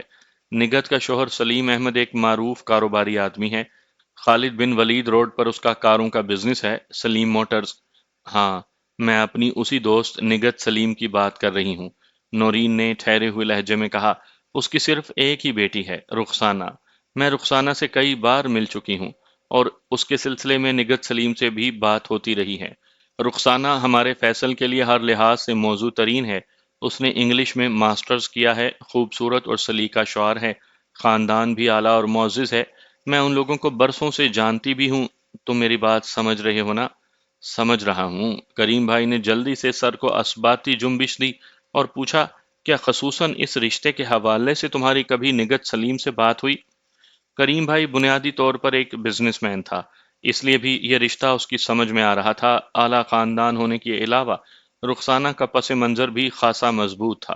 وہ سلیم موٹرز کے بزنس سے اچھی طرح واقف تھا، جبھی رضامندانہ انداز میں وہ نورین سے تصدیق چاہ رہا تھا۔ نورین نے اس کے سوال کے جواب میں کہا، میں اور نگہت سلیم تو اس رشتے کے لیے 101% راضی ہیں۔ سلیم صاحب نے بھی مخالفت نہیں کی۔ تم گرین سگنل دو تو میں بات کو آگے بڑھاؤں؟ وہ لمحے بھر کو متوقف ہوئی، ہلکا سا کھانسی اور سلسلہ کلام کو جاری رکھتے ہوئے بولی، کریم، میری زندگی کا کوئی بھروسہ نہیں، اور کسی بھی شخص کی زندگی کا کوئی بھروسہ نہیں نورین۔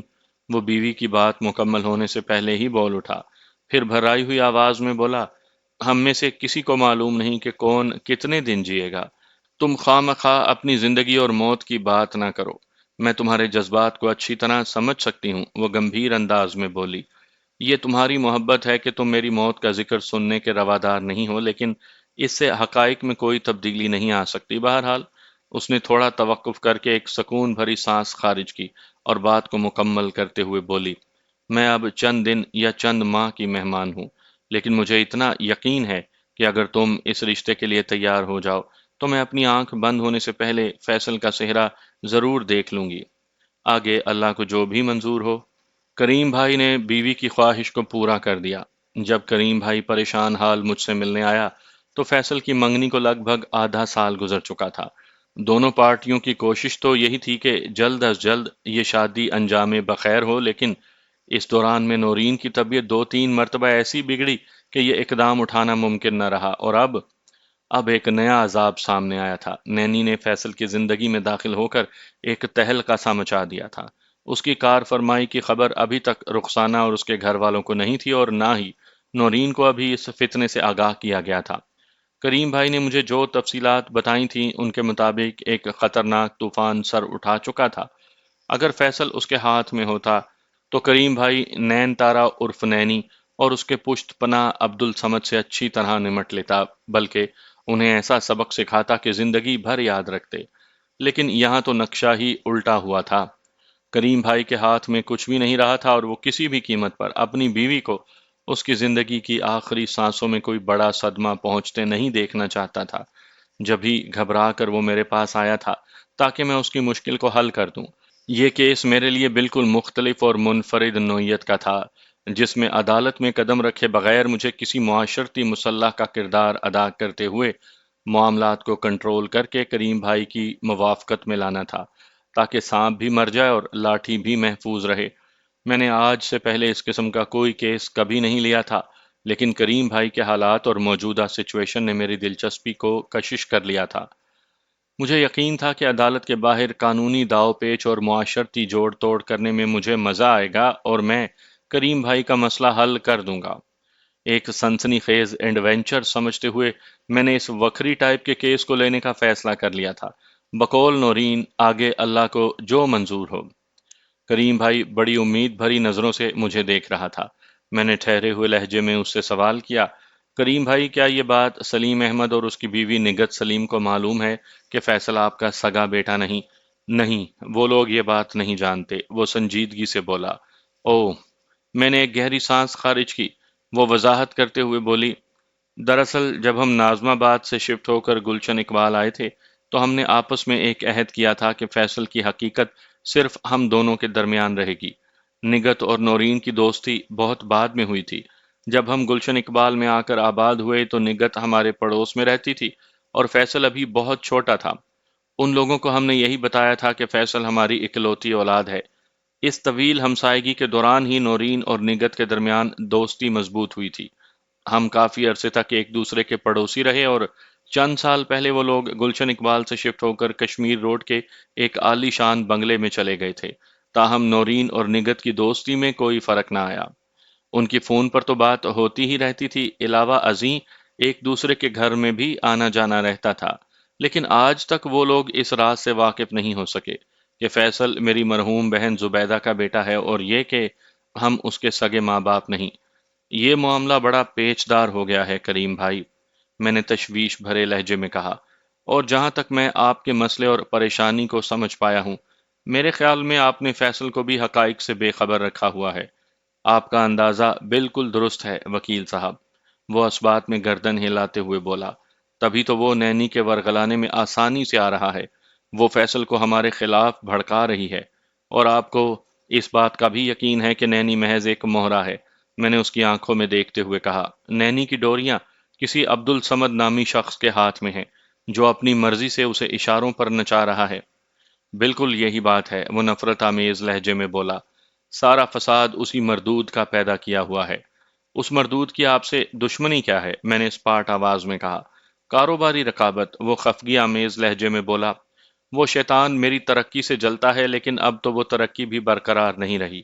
وہ لمحے بھر کے لیے متوقف ہوا، ایک افسردہ سی سانس خارج کی اور بات مکمل کی۔ نورین کی بیماری کے حوالے سے تو میں بڑے مشکل حالات میں ہوں وکیل صاحب، پیسہ تو خرچ ہو ہی رہا ہے، اس کے علاوہ جو ذہنی اذیت ہے وہ بیان سے باہر ہے، اور اب یہ فیصل والا نیا ایشو اٹھ کھڑا ہوا ہے۔ حالانکہ میں نے کبھی سمت کے خلاف سوچا بھی نہیں، لیکن اس منحوس کو مجھ سے خدا واسطے کا بیر ہے، وہ مجھے ہر طرف سے تباہ و برباد کرنا چاہتا ہے۔ کریم بھائی، اس کے خاموش ہونے پر میں نے کہا، دو افراد میں کاروباری مسابقت یا بزنس جیلسی ہو سکتی ہے، میں یہ بھی مان لیتا ہوں کہ آپ کے دل میں عبد الصمد اور اس کے کاروبار کے حوالے سے کوئی منفی جذبہ نہیں، خون جلانے والے سارے معاملات سمد ہی کی طرف سے ہیں، لیکن میں سانس سنبھال کرنے کے لیے متوقف ہوا، پھر اضافہ کیا، لیکن یہ بات میری سمجھ میں نہیں آتی کہ عبد الصمد کو آپ کے خفیہ راز کی خبر کیسے ہو گئی؟ وہ کیسے یہ حقیقت جانتا ہے کہ فیصل آپ کی حقیقی اولاد نہیں؟ میں نے آپ کو بتایا ہے نا، وہ وضاحت کرتے ہوئے بولا، آٹو سپیئر پارٹس مارکیٹ میں ایک ایسے آدمی سے میری ملاقات ہوئی تھی جو زبیدہ کی سسرال سے تعلق رکھتا ہے، وہ فیصل کے والد حقیقی ادریس کا دور پار کا رشتہ دار ہے۔ اس حوالے سے ظاہر ہے وہ فیصل کو گود لیے جانے والی حقیقت سے بھی واقف ہے، لیکن میں نے چونکہ کبھی اس سلسلے میں کوئی مشکوک حرکت نہیں کی تھی، لہٰذا میں مطمئن تھا، مگر اگر میں غلط نہیں سمجھ رہا تو میں نے اس کا جملہ مکمل ہونے سے پہلے ہی کہا، آپ جس شخص کا ذکر کر رہے ہیں وہ عبد الصمد کے سوا کوئی دوسرا نہیں۔ جی بالکل، وہ اس بات میں گردن ہلاتے ہوئے بولا۔ میں نے ٹھہرے ہوئے لہجے میں کہا، کریم بھائی، میری نظر میں صورتحال کچھ اس طرح بنتی ہے، عبد الصمد کسی بھی وجہ سے آپ کا دشمن ہے، اور وہ آپ کی زندگی کی سب سے بڑی کمزوری سے بھی آگاہ ہے، یعنی وہ جانتا ہے کہ فیصل آپ کی سگی اولاد نہیں۔ نہ صرف وہ اس خطرناک حقیقت سے آشنا ہے، بلکہ آپ کو نقصان پہنچانے کے لیے وہ ان دنوں آپ کی اسی کمزوری سے کھیل بھی رہا ہے، اور ضرورت پڑنے پر وہ یہ ثابت بھی کر سکتا ہے کہ آپ نے فیصل کو اڈاپٹ کیا ہوا ہے، کیونکہ وہ فیصل کے مرحوم باپ ہی کے خاندان کا ایک فرد ہے۔ میں غلط تو نہیں کہہ رہا نا؟ نہیں، آپ نے ٹھیک کہا، وہ پریشان لہجے میں بولا۔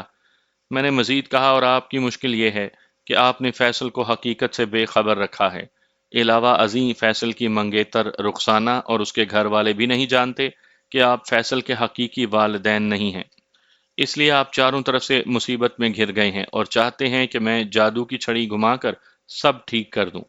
میں نے جادو کی چھڑی کے بارے میں تو نہیں سوچا، البتہ یہ امید ضرور ہے کہ اگر آپ اس معاملے میں کود پڑے تو اس کا کوئی نہ کوئی حل نکل ہی آئے گا، وہ گہری سنجیدگی سے بولا، اور وہ حل میری موافقت ہی میں نکلے گا۔ میں نہ تو کسی قیمت پر فیصل کو کھونا چاہتا ہوں، اور نہ ہی مجھے یہ منظور ہے کہ نورین کو کوئی صدمہ پہنچے۔ آپ کسی بھی طرح دماغ کو لڑائیں، قانونی داؤ پیچ آزمائیں یا سیاست و مصلحت کا استعمال کریں، لیکن میرا کام ہونا چاہیے۔ اس سلسلے میں جتنی بھی رقم خرچ ہو، میں پیچھے نہیں ہٹوں گا۔ ایک فوری خیال کے تحت میں نے اس سے پوچھا، فیصل کے برتھ سرٹیفکیٹ اور تعلیمی اسناد وغیرہ میں اس کی ولدیت کے خانے میں کس کا نام لکھا ہے؟ میرا، کریم بھائی نے مضبوط لہجے میں کہا۔ برتھ سرٹیفکیٹ تو میں نے اپنی ضرورت اور مرضی کے عین مطابق ابتدا میں ہی کوشش کر کے ایسا بنوا لیا تھا کہ آئندہ زندگی میں کوئی مسئلہ کھڑا نہ ہو، لیکن مجھے کیا خبر تھی کہ زبیدہ کا کوئی سسرالی رشتہ دار یوں اچانک گڑے مردے اکھاڑنے پر تل جائے گا۔ میں نے ایسی دشمنی کے بارے میں تو کبھی سوچا بھی نہیں تھا۔ انسان پر جب کوئی مصیبت نازل ہوتی ہے یا کوئی مشکل وقت آتا ہے تو پھر سب کچھ وہی ہونے لگتا ہے جس کے بارے میں اس نے کبھی سوچا بھی نہیں ہوتا۔ میں نے سنجیدہ لہجے میں کہا۔ بہرحال اس وقت آپ کا مسئلہ اہم ہے، اور یہ اسی وقت حل ہو سکتا ہے جب عبد الصمد کا عمل دخل نہ رہے اور وہ بندہ بری طرح آپ کے پیچھے پڑا ہوا ہے۔ میں لمحے بھر کے لیے متوقف ہوا تو وہ امید بھری نظروں سے مجھے دیکھنے لگا۔ میں نے بدستور سنجیدہ لہجے میں کہا، اگرچہ یہ معاملہ خاصا گنجلک اور پھنسا ہوا ہے، لیکن کچھ کرتا ہوں۔ آپ کا بہت بہت شکریہ، وہ ممنونیت بھرے لہجے میں بولا۔ آپ نے کچھ کرنے کی حامی بھری ہے تو مجھے یقین ہو چلا ہے کہ آپ میری پریشانی ضرور دور کر دیں گے، لیکن اس کام کے لیے آپ کو مجھ سے بھرپور تعاون کرنا ہوگا۔ میں تو ہر قسم کے تعاون کے لیے تیار ہوں وکیل صاحب، وہ فرما برداری سے بولا۔ میں نے چند لمحے سوچنے کے بعد کہا، پہلے تو مجھے عبد الصمد اور نینی کے بارے میں مکمل معلومات چاہیے، ہر نوعیت کی معلومات۔ ٹھیک ہے، آپ جو کچھ بھی جاننا چاہیں گے میں آپ کو بتا دوں گا، وہ سنجیدہ لہجے میں بولا، پھر پوچھا، کیا آپ فیصل کو ٹچ نہیں کریں گے؟ فی الحال فیصل رخسانہ یا اس کے والدین کو ٹچ کرنا مناسب نہیں ہوگا، میں نے گمبھیر انداز میں کہا۔ پہلے زہریلے سانپ عبد الصمد اور اس کے ڈنک نینی کو گھیرنا ہوگا، اس کے بعد ہی کسی اور رخ کی طرف دیکھیں گے۔ پھر میرے استفسار پر کریم بھائی نے مطلوبہ معلومات مجھے فراہم کر دیں۔ میں نے کہا، اس کے علاوہ آپ 2-3 روز کے لیے مجھے ایک ایسا آدمی دیں گے جسے عبد الصمد اور نینی نہ جانتے ہوں۔ میں مذکورہ شخص کے ذریعے چند ایسی اہم معلومات اکٹھی کرنا چاہتا ہوں جو مضبوط منصوبہ بندی کے کام آئیں گی۔ ٹھیک ہے جناب، میں کل ہی آپ کو مطلوبہ بندہ آپ کے حوالے کر دوں گا، وہ اسبات میں گردن ہلاتے ہوئے بولا۔ وہ خاصا چلتا پرزا قسم کا لڑکا ہے، مجھے کسی ایسے ہی پھرتیلے اور ہوشیار لڑکے کی ضرورت ہے، میں نے معنی خیز انداز میں کہا۔ آپ کے ذہن میں کیا ہے؟ کریم بھائی نے سوالیہ نظروں سے دیکھا۔ مجھے کچھ نہیں بتائیں گے؟ فی الحال تو میرے ذہن میں کچھ بھی واضح نہیں، میں نے صاف گوئی کا مظاہرہ کیا۔ آپ کا فراہم کیا ہوا بندہ مجھے جو رپورٹ دے گا، میں اس کی روشنی میں آئندہ کے لیے لایا عمل تیار کروں گا۔ میں نے تھوڑا توقف کیا، پھر بتایا کہ کریم بھائی، آپ 1 ہفتے کے بعد میرے پاس آئیں، جب تک میں کسی حتمی نتیجے پر پہنچ جاؤں گا اور آپ کو واضح طور پر بتا دوں گا کہ کس انداز میں پیش قدمی کر کے ہم یہ جنگ جیت سکتے ہیں۔ اور اس دوران میں اگر فیصل نے کوئی مسئلہ کھڑا کر دیا تو آپ اس پر سے توجہ ہٹا لیں، میں نے قطع کلامی کرتے ہوئے کہا۔ مجھے کبھی امید ہے کہ فیصل ان دنوں جس کام میں مگن ہے، اگر اسے چھیڑا نہ جائے تو وہ کسی مسئلے کو اٹھانے، بٹھانے یا لٹانے کے بارے میں نہیں سوچے گا، اور اس دوران میں اس مسئلے کو جڑ سے اکھاڑنے کا بندوبست کر لوں گا۔ وہ مطمئن ہو کر میرے آفس سے رخصت ہو گیا۔ آئندہ روز وہ ایک 25-26 سالہ دراز قامت لڑکے کو لے کر میرے پاس آ گیا۔ اس دبلے پتلے اور لمبوترے چہرے والے لڑکے کا نام عامر تھا۔ کریم بھائی نے مجھے بتایا کہ عامر اس کے لیے قابل بھروسہ ہے، میں بے فکر ہو کر عامر سے کوئی بھی کام لے سکتا ہوں۔ عامر کو دیکھتے ہی مجھے اندازہ ہو گیا کہ وہ واقعی کام کا بندہ ہے۔ کریم بھائی ایک مرتبہ پھر میرے سامنے بیٹھا تھا، میں نے اسے 1 ہفتے کے بعد اپنے پاس بلایا تھا، اور اس سلسلے میں اس نے دن اور وقت کی بھرپور پابندی کی تھی۔ رسمی علیق سلیق کے بعد میں نے اس سے پوچھا، جی کریم بھائی، فیصل کا کیا حال ہے؟ اس نے پچھلے 7 دنوں میں آپ کے لیے کوئی نئی پریشانی تو پیدا نہیں کی؟ ایک لمحے کے توقف سے اضافہ کرتے ہوئے میں نے کہا، سب سے پہلے آپ مجھے اپنی بیوی کی خیر خیریت سے آگاہ کریں۔ نورین کی کیفیت کم و بیش ویسی ہی ہے جیسی کہ میں نے پچھلی ملاقات میں آپ کو بتائی تھی، وہ تھکے ہوئے لہجے میں بولا۔ اور جہاں تک فیصل کا تعلق ہے تو میں نے آپ کی ہدایت پر عمل کیا ہے اور نتائج 100% ہیں۔ میں نے اس کے کسی معاملے میں ٹانگ نہیں اڑائی، اور وہ آپ کی پیش گوئی کے مطابق نینی کے ساتھ مصروف ہے۔ ویری گڈ، میں نے اطمینان سے گردن ہلاتے ہوئے کہا۔ آئندہ بھی اگر آپ میری نصیحت پر اسی طرح عمل کرتے رہیں گے تو انشاءاللہ نتائج حوصلہ افزا ہی برآمد ہوں گے۔ جی ضرور ضرور، وہ اس بات میں سر ہلاتے ہوئے بولا۔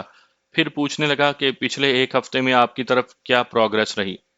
آپ نے مجھے جو بندہ دیا تھا اس نے میری معلومات اور ضرورت کے مطابق مجھے معلومات فراہم کر دی ہیں، اور میں نے 2 دن پہلے عامر کو فارغ بھی کر دیا، میں نے اس کے سوال کے جواب میں بتایا۔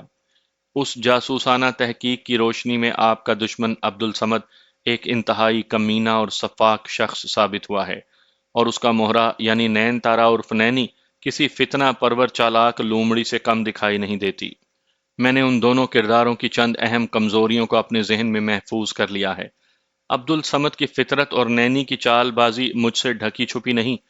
کریم بھائی نے گہری سنجیدگی سے کہا، اور آپ بھی اپنی تحقیق کے نتیجے میں اسی حقیقت تک پہنچے ہیں، لیکن میں یہ جاننا چاہوں گا کہ آپ نے آئندہ کے لیے کیا پروگرام ترتیب دیا ہے؟ کون سی حکمت عملی ہمیں یقینی کامیابی دلا سکتی ہے؟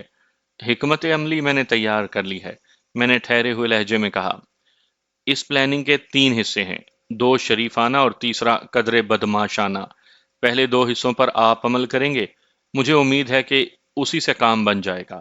تیسرے طریقے کے استعمال کی نوبت نہیں آئے گی، اور اگر میرے اندازے کے مطابق، میں لمحے بھر کے لیے رکا، پھر بتایا، پہلے دونوں شریفانہ طریقے کارآمد ثابت نہ ہو سکے تو پھر میں بنفس نفیس میدان میں اتروں گا اور تیسرا طریقہ آزماتے ہوئے آپ کے دشمنوں کو چاروں خانے چت کر دوں گا۔ وکیل صاحب، آپ کی وکالت اپنی جگہ، لیکن میں یہ ضرور کہوں گا کہ آپ ایک دلچسپ انسان ہیں۔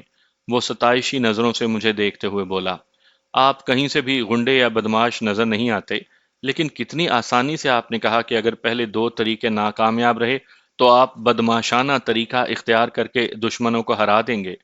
آپ کا اندازہ بالکل درست ہے کریم بھائی، میں نے بڑی رسان سے کہا، میں واقعی کوئی غنڈہ بدماش نہیں۔ یہ الفاظ میں نے محاورتاً استعمال کیے ہیں۔ ان سے یہاں میری مراد ہے کہ میں دشمن کی چال انہی پر لوٹا دوں گا۔ جس طرح لوہا لوہے کو کاٹتا ہے، بالکل اسی طرح مکار اور چال باز دشمن کو چت کرنے کے لیے مکاری اور چال بازی کا استعمال ضروری ہو جاتا ہے۔ آپ اسے غنڈہ گردی یا بدماشی بھی کہہ سکتے ہیں۔ اچھی طرح سمجھ گیا جناب۔ کریم بھائی نے سر کو اثباتی جنبش دی، پھر گہری سنجیدگی سے پوچھا، بتائیں جی، میرے ذمہ کون سے 2 شریفانہ طریقے ہیں؟ میں نے اس کی آنکھوں میں جھانکتے ہوئے سوال کیا۔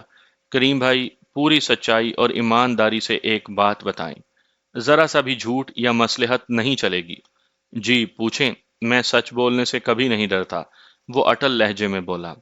میں نے پوچھا، آپ فیصل اور رخسانہ کی شادی محض اپنی بیمار بیوی کی خواہش پوری کرنے کے لیے کرنا چاہتے ہیں، یا اس رشتے کے پیچھے کچھ کاروباری مقاصد بھی ہیں؟ خدا گواہ ہے کہ میں یہ شادی صرف نورین کی تمنا پوری کرنے کے لیے کرنا چاہتا ہوں، وہ بھرائی ہوئی آواز میں بولا۔ میں لالچی ہوں اور نہ ہی اس شادی سے جڑا ہوا میرا کوئی کاروباری مقصد ہے۔ میں تو صرف اتنا جانتا ہوں کہ اگر اس شادی میں کوئی رکھنا پڑا تو نورین کو۔ وہ بولتے بولتے معنی خیز انداز میں خاموش ہو گیا۔ میں اس کے جذبات اور احساسات کو سمجھ رہا تھا۔ وہ اس سے آگے اور کیا کہہ سکتا تھا؟ میں نے دوستانہ انداز میں اسے مخاطب کیا، کریم بھائی، آپ کی بات سے تو یہ مطلب نکلتا ہے کہ اگر نورین کو پہنچنے والے ذہنی اور جذباتی صدمے کا معاملہ نہ ہو تو آپ اس رشتے کے لیے اصراری نہیں ہیں۔ جی ہاں بالکل، وہ جلدی سے بولا، لیکن یہ کیسے ممکن ہے کہ نورین اس بات پر کمپرومائز کر لے گی؟ یہ ایسے ممکن ہے، میں نے ایک ایک لفظ پر زور دیتے ہوئے کہا، کہ نورین کو بڑے منطقی اور نفسیاتی انداز میں اس کے لیے آمادہ کیا جائے گا۔ مگر کیسے؟ وہ الجھن زدہ نظروں سے مجھے دیکھنے لگا۔ نورین اتنا بڑا قدم اٹھانے کے لیے کیوں کر تیار ہو جائے گی؟ کریم بھائی، آپ کی مشکل کو حل کرنے کے لیے میں نے 3 فارمولے واضح کیے ہیں، میں نے ٹھہرے ہوئے لہجے میں کہا۔ جیسا کہ میں نے آپ کو بتایا ہے، پہلے دونوں فارمولے شریفانہ ہیں اور وہ آپ کو آزمانا ہے۔ پہلے شریف فارمولے کے بھی 2 حصے ہیں، جن میں سے ایک کا تعلق نورین سے اور دوسرے کا واسطہ رخسانہ کے والدین سے ہے۔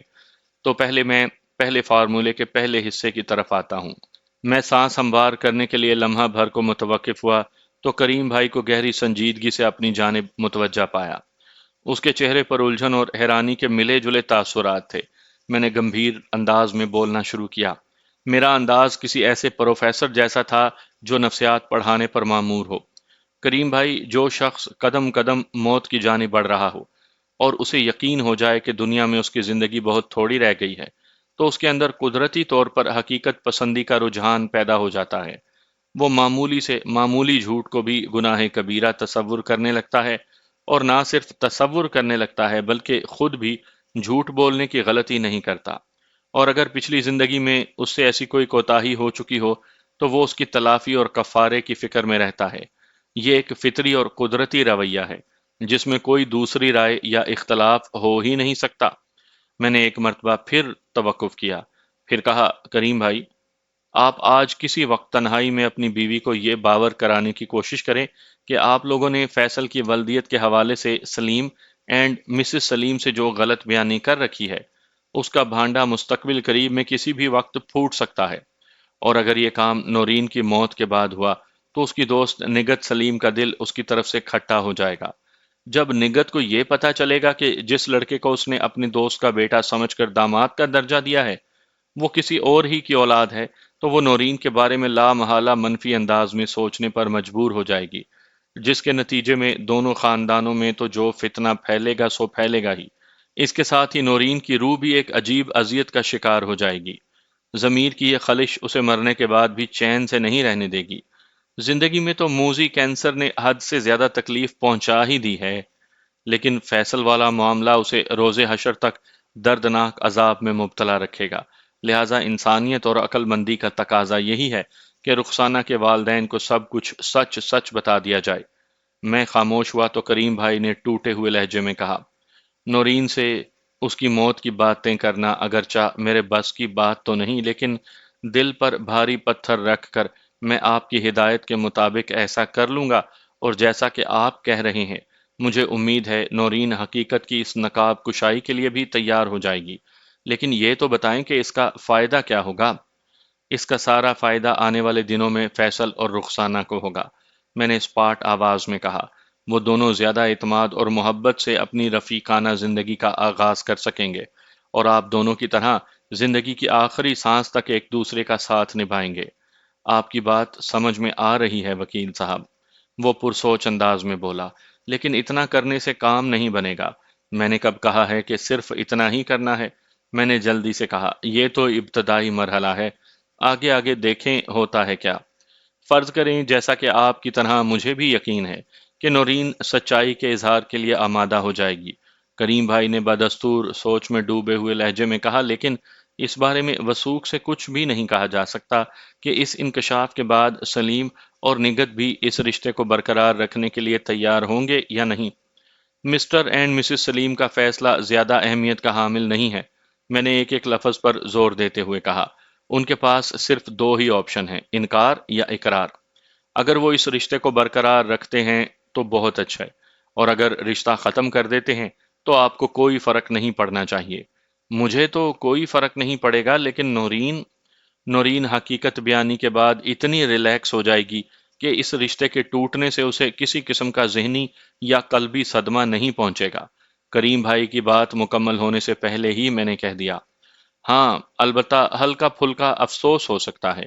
اس بات کا افسوس کہ فیصل کی رخسانہ سے شادی نہ ہو سکی، اور اس بات کا افسوس کہ اس کی دوست نگت سلیم کو حقیقت بیانی پسند کیوں نہیں آئی۔ ہم وہ میرے خیالات سے متفق دکھائی دینے لگا، گہری سنجیدگی سے بولا، ٹھیک ہے، فرض کریں کہ میں نے نورین کو سچ بیانی کے لیے تیار کر لیا، آگے بتائیں کیا کرنا ہے؟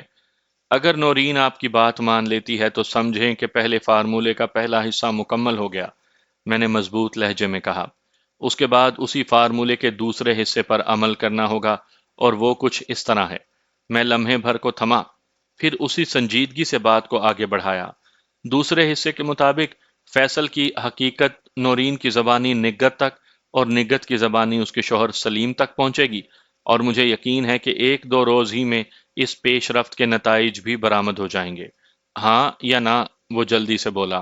بالکل، میں نے اس بات میں گردن ہلائی اور مزید کہا، ان 2 دنوں کے دوران میں آپ دوسرے فارمولے کے پہلے حصے پر عمل شروع کر دیں گے۔ کیا دوسرے فارمولے کے بھی ایک سے زیادہ حصے ہیں؟ وہ تعجب خیز نظروں سے میری طرف دیکھتے ہوئے بولا۔ ہاں، میں نے زیر لب مسکراتے ہوئے کہا، میں نے بڑی محنت اور احتیاط سے جنگ کا یہ نقشہ ترتیب دیا ہے۔ میں نے اس بساط پر مہرے کچھ اس انداز میں سجائے ہیں کہ کوئی جنگی جرنیل بھی دیکھے تو اش اش کر اٹھے۔ میں نے لمحاتی توقف کے بعد کہا، یہ ضروری نہیں کہ ہر کیس کو عدالت میں ہی لے جا کر حل کیا جائے۔ میں چاہتا ہوں کہ آپ کی دولت اور وقت کم سے کم خرچ ہو، اور اس کے ساتھ ہی آپ کی عزت اور نیک نامی پر بھی کوئی حرف نہ آئے۔ بہت بہت شکریہ وکیل صاحب، وہ تشکر آمیز لہجے میں بولا، میں پوری توجہ سے سن رہا ہوں۔ آپ دوسرے حصے یعنی دوسرے فارمولے کی تفصیلات بیان فرمائیں۔ میں اسے بتانے لگا، پہلے فارمولے کی طرح دوسرے فارمولے کے بھی 2 حصے ہیں۔ پہلے حصے میں یعنی انہی 2 دنوں کے درمیان آپ کسی وقت فیصل کو لے کر بیٹھیں گے، اس سے کوئی بات نہیں چھپائیں گے، لیکن جو بھی سچ اسے بتائیں گے وہ آپ کے زاویے سے ہوگا، تاکہ فیصل پر آپ کی گرفت قائم رہے۔ اس سلسلے میں مصلحت کے تقاضے کو نبھاتے ہوئے تھوڑی غلط بیانی بھی کرنا ہوگی، لیکن اس کا کوئی منفی مقصد نہیں ہوگا، جیسا کہ مثلاً آپ اسے بتا سکتے ہیں کہ کن حالات میں آپ نے اسے اڈاپٹ کیا تھا۔ اس کے حقیقی والدین ایک ایکسیڈنٹ میں مارے گئے تھے، لہٰذا اس کے لیے دنیا میں اس گھر سے زیادہ محفوظ اور موزوں ٹھکانہ اور کوئی ہو ہی نہیں سکتا تھا۔ آپ یہاں وقت کی ضرورت کے تحت عبد الصمد کا کارڈ بھی کھیل سکتے ہیں۔ وہ کیسے صاحب؟ وہ متعاملانہ انداز میں مجھے دیکھنے لگا۔ میں نے بتایا، اس میں کسی شک و شبے کی گنجائش نہیں کہ عبد الصمد آپ کا کھلا دشمن ہے۔ وہ نینی کے ذریعے جو کھیل کھیل رہا ہے وہ اس کی کمینگی، کم ظرفی اور ضلالت کو سمجھنے کے لیے کافی ہے۔ لہٰذا اگر آپ اس بندے کی مکاری کے جواب میں مکاری اور جھوٹ کے جواب میں تھوڑا جھوٹ بولیں گے تو محبت اور جنگ میں ہر حربہ جائز ہے کہ مستاق، یہ کچھ زیادہ غلط نہیں ہوگا۔ آپ عبد الصمد کو نہایت ہی غلیظ انداز میں فیصل کے سامنے پیش کریں گے۔ اس بار جو میں تھوڑا سا تھما تو اس نے کوئی سوال نہیں کیا۔ آپ فیصل کو سمجھائیں کہ عبد الصمد اس کے حقیقی باپ ادریس کا دور پار کا رشتہ دار ہے، اور حقیقت بھی یہی ہے۔ یہاں پر ہوشیاری دکھاتے ہوئے فیصل کو یہ باور کروانے کی ضرورت ہے کہ عبد الصمد دراصل اس کے باپ ادریس کا دیرینہ دشمن تھا، اور وہ حادثہ بھی عبد الصمد ہی کا کیا دھرا تھا جس میں فیصل کے سگے والدین کو موت کا مزہ چکھنا پڑا۔ در حقیقت عبد الصمد ہی اس کے والدین کا قاتل ہے۔ اس وقت فیصل کی جان کو بہت زیادہ خطرہ تھا، لہٰذا آپ اور نورین نے اسے گود لے لیا اور علاقہ بدل کر اس کی دشمنوں کی نظروں سے اوجھل ہو گئے۔ آپ نے فیصل کے برتھ سرٹیفکیٹ میں ولدیت کے خانے میں اسی احتیاط کے پیش نظر اپنا نام لکھوایا تھا کہ وہ ہمیشہ ہمیشہ کے لیے محفوظ ہو جائے۔ ایک ماموں اور ممانی اس سے زیادہ اور کیا قربانی دے سکتے ہیں؟ آپ کا ذہن کیسے خطرناک انداز میں چلتا ہے وکیل صاحب؟ وہ متعجب نظروں سے مجھے دیکھتا ہوا بولا۔ آپ کی سکھائی ہوئی باتوں میں اگرچہ کئی مقامات پر غلط بیانی سے کام لیا گیا ہے، لیکن یہ مصلحت کے اصولوں پر پوری اترتی ہیں۔ میں نے اس بات میں گردن ہلائی اور سلسلہ کلام آگے بڑھایا۔ اس کے بعد آپ اپنی توپوں کا رخ نین تارا عرف نینی کی طرف موڑیں گے۔ آپ نینی کو غلط لڑکی اور عبد الصمد کی ایجنٹ ثابت کرنے کے لیے جو کچھ بھی کہنا چاہیں کہہ سکتے ہیں۔ آپ فیصل کو بتائیں گے کہ عبد الصمد کئی سال کے تعاقب کے بعد بالآخر ان تک پہنچنے میں کامیاب ہو گیا۔ وہ آپ کا کاروباری حریف بھی ہے اور فیصل کا دشمن بھی۔ نینی کچھ عرصہ پہلے اسی کے پاس کام کرتی تھی۔ عبد الصمد کے اشارے پر نینی نے فیصل والے آفس میں جاب حاصل کی ہے، تاکہ اگر ایک طرف عبد الصمد آپ کو کاروباری طور پر نقصان پہنچائے تو دوسری جانب نینی اس کے منصوبے کے مطابق فیصل کو محبت اور عشق کے جال میں پھنسا کر اس کی توجہ رخسانہ پر سے ہٹا دے۔ آپ فیصل کو یہ بھی بتائیں کہ عبد الصمد کو نورین کی بیماری کا پوری طرح علم ہے۔ وہ رخسانہ والے رشتے کو خراب کر کے فیصل کی ممانی کو ٹارچر کرنا چاہتا ہے۔ ابھی تک سمد کو اس کے منصوبے میں پوری طرح کامیابی حاصل ہے، کیونکہ فیصل نینی کی محبت کو اصلی سمجھ کر اس کا دیوانہ بنا بیٹھا ہے، جبکہ وہ لڑکی محض ایک ڈرامے کا کردار ہے۔ اسے فیصل سے محبت تو کجا، ذرا سی بھی ہمدردی نہیں۔ ادھر رشتہ ٹوٹنے سے نورین کو جان لیوا صدمہ پہنچا، ادھر نینی فیصل کو بائے بائے کہہ دے گی، کیونکہ اسکرپٹ کے مطابق اس کا کردار بس اتنا سا ہی ہے۔ میں نے لمحاتی توقف کر کے ایک بوجھل سانس خارج کی، پھر ٹھہرے ہوئے لہجے میں کریم بھائی سے پوچھا، عبد الصمد کی دشمنی اور نینی کے مکاری کے حوالے سے اگر میں نے کچھ غلط کہا ہو تو آپ مجھے بتائیں۔ نہیں، اس نے بڑی شدت سے نفی میں گردن جھٹکی اور بولا، آپ نے عبد الصمد اور نینی کے کردار کا بالکل درست تجزیہ کیا ہے۔ وہ دونوں اسی قماش کے لوگ ہیں، لیکن آپ فیصل کی موجودہ ذہنی و قلبی کیفیت کو بھی نظر میں رکھیں۔ وہ بری طرح نینی کی فراڈ محبت کے جال میں پھنسا ہوا ہے۔ وہ عبد الصمد کے خلاف تو شاید سن لے، لیکن نینی کے حوالے سے اس کی برین واشنگ یقیناً مشکل ہوگی۔ عشق کا بھوت اتنی آسانی سے نہیں اترا کرتا وکیل صاحب، میں نے ٹھہرے ہوئے لہجے میں کہا۔ کریم بھائی، میں تو صرف اتنا جانتا ہوں کہ بھوت کی دو اقسام ہیں، نمبر ایک لاتوں کے بھوت، نمبر دو باتوں کے بھوت۔ میں نے دوسرے فارمولے کو بھی دو حصوں میں اسی لیے رکھا ہے کہ ایک حصے میں تو باتوں سے کام لیا جائے گا اور دوسرے حصے میں لاتوں سے۔ کریم بھائی، آپ فیصل کو عبد الصمد اور نینی کے حوالے سے جو کچھ بتائیں گے وہ باتوں کے بھوت کا ٹریٹمنٹ ہے۔ اگر آپ کی بات فیصل کی سمجھ میں نہ آئی تو پھر لاتوں کے بھوت والا ٹریٹمنٹ آزمانا ہوگا۔ وہ بڑی فکر مندی سے مجھے دیکھتے ہوئے بولا، تو کیا آپ فیصل کی پٹائی وغیرہ کی بات کر رہے ہیں؟ فیصل کے دل اور دماغ پر نینی کے عشق کا بھوت سوار ہے۔ میں نے ایک ایک لفظ پر زور دیتے ہوئے کہا، ہے کہ نہیں؟ بالکل ہے وکیل صاحب۔ وہ جلدی سے اسبات میں گردن ہلاتے ہوئے بولا، اسی وجہ سے تو ساری خرابی پیدا ہوئی ہے۔ اگر خرابی پیدا ہوئی ہے تو اسے ہم دور کرنے کی تگ و دو ہی میں تو لگے ہوئے ہیں کریم بھائی، میں نے معتدل انداز میں کہا۔ نینی کے سرابی عشق کی تپش فیصل کے دماغ کو چڑھی ہوئی ہے۔ وہ اس وقت اونچے درجے کے بخار میں مبتلا ہے۔ اس کا بخار اتارنے کے لیے برف کی پٹیاں رکھنا پڑیں گی۔ آپ اس کو یقین دلائیں گے کہ نینی سنجیدہ نہیں بلکہ اس کے ساتھ ایک ناٹک کر رہی ہے، لیکن میں فیصل کو یہ یقین کیسے دلا سکوں گا؟ وہ میری بات پوری ہونے سے پہلے ہی بول اٹھا۔ میں نے گہری سنجیدگی سے کہا، آپ فیصل کو بتائیں گے کہ آپ نینی کی محبت کو کھوکھلا اور جھوٹا ثابت کر سکتے ہیں، اور یہی دوسرے فارمولے کا دوسرا حصہ ہوگا۔ بات تو پھر وہی ہے وکیل صاحب۔ وہ گنجلک نظروں سے مجھے تکنے لگا۔ میں فیصل کی نگاہ میں نینی کو کس طرح گرا سکتا ہوں، اسے کیسے فراڈ ثابت کر سکتا ہوں؟ اس کا طریقہ میں آپ کو بتاؤں گا، میں نے مستحکم لہجے میں کہا، لیکن اس وقت جب آپ 1.5 فارمولے 1.5 کو آزما کر ان کے نتائج کے ساتھ میرے پاس آئیں گے، اور میرا خیال ہے کہ آنے والے 2-3 روز میں یہ کام بآسانی ہو جائے گا۔ وہ معنی خیز انداز میں سر کو اثباتی جنبش دیتے ہوئے بولا، اس کا مطلب ہے وکیل صاحب، آپ کے ہاتھ میں نینی کی کوئی ایسی کمزوری آ گئی ہے جس کی بنا پر اس کی مکاری اور عیاری کو فیصل کی نظر میں کھولا جا سکتا ہے۔ آپ کا اندازہ 100% درست ہے کریم بھائی، میں نے صاف گوئی کا مظاہرہ کیا۔ مجھے نہیں بتائیں گے؟ وہ شاکی نظروں سے دیکھنے لگا۔ ابھی نہیں، میں نے کسی سخت گیر ٹیچر کی مانند کہا۔ پہلے آپ وہ ہوم ورک مکمل کریں جو میں نے آج آپ کو دیا ہے۔ نیا لیسن اس کے بعد ملے گا۔ وہ معنی خیز انداز میں مجھے دیکھتا چلا گیا۔ میں نے گمبھیر انداز میں کہا، کریم بھائی، آپ کے فراہم کردہ بندے عامر سے میں نے بھاگ دوڑ کا موٹا موٹا کام لیا ہے۔ باریک اور نازک کام کے لیے میں نے اپنے جسم اور ذہن کو زحمت دی ہے۔ میں نے نہ صرف عبد الصمد کو واچ کیا ہے بلکہ نینی کے محلے کے 1-2 چکر بھی لگائے ہیں، جس کے نتیجے میں بعض اہم انکشافات ہوئے ہیں، لیکن معذرت کے ساتھ کہوں گا کہ ابھی میں آپ کو سمجھ گیا، میں بالکل سمجھ گیا، وہ قطع کلامی کرتے ہوئے بولا۔ آپ بے فکر رہیں وکیل صاحب، اب میں آپ سے کوئی سوال نہیں کروں گا۔ تھوڑی دیر کے بعد وہ مجھے سلام کر کے رخصت ہو گیا۔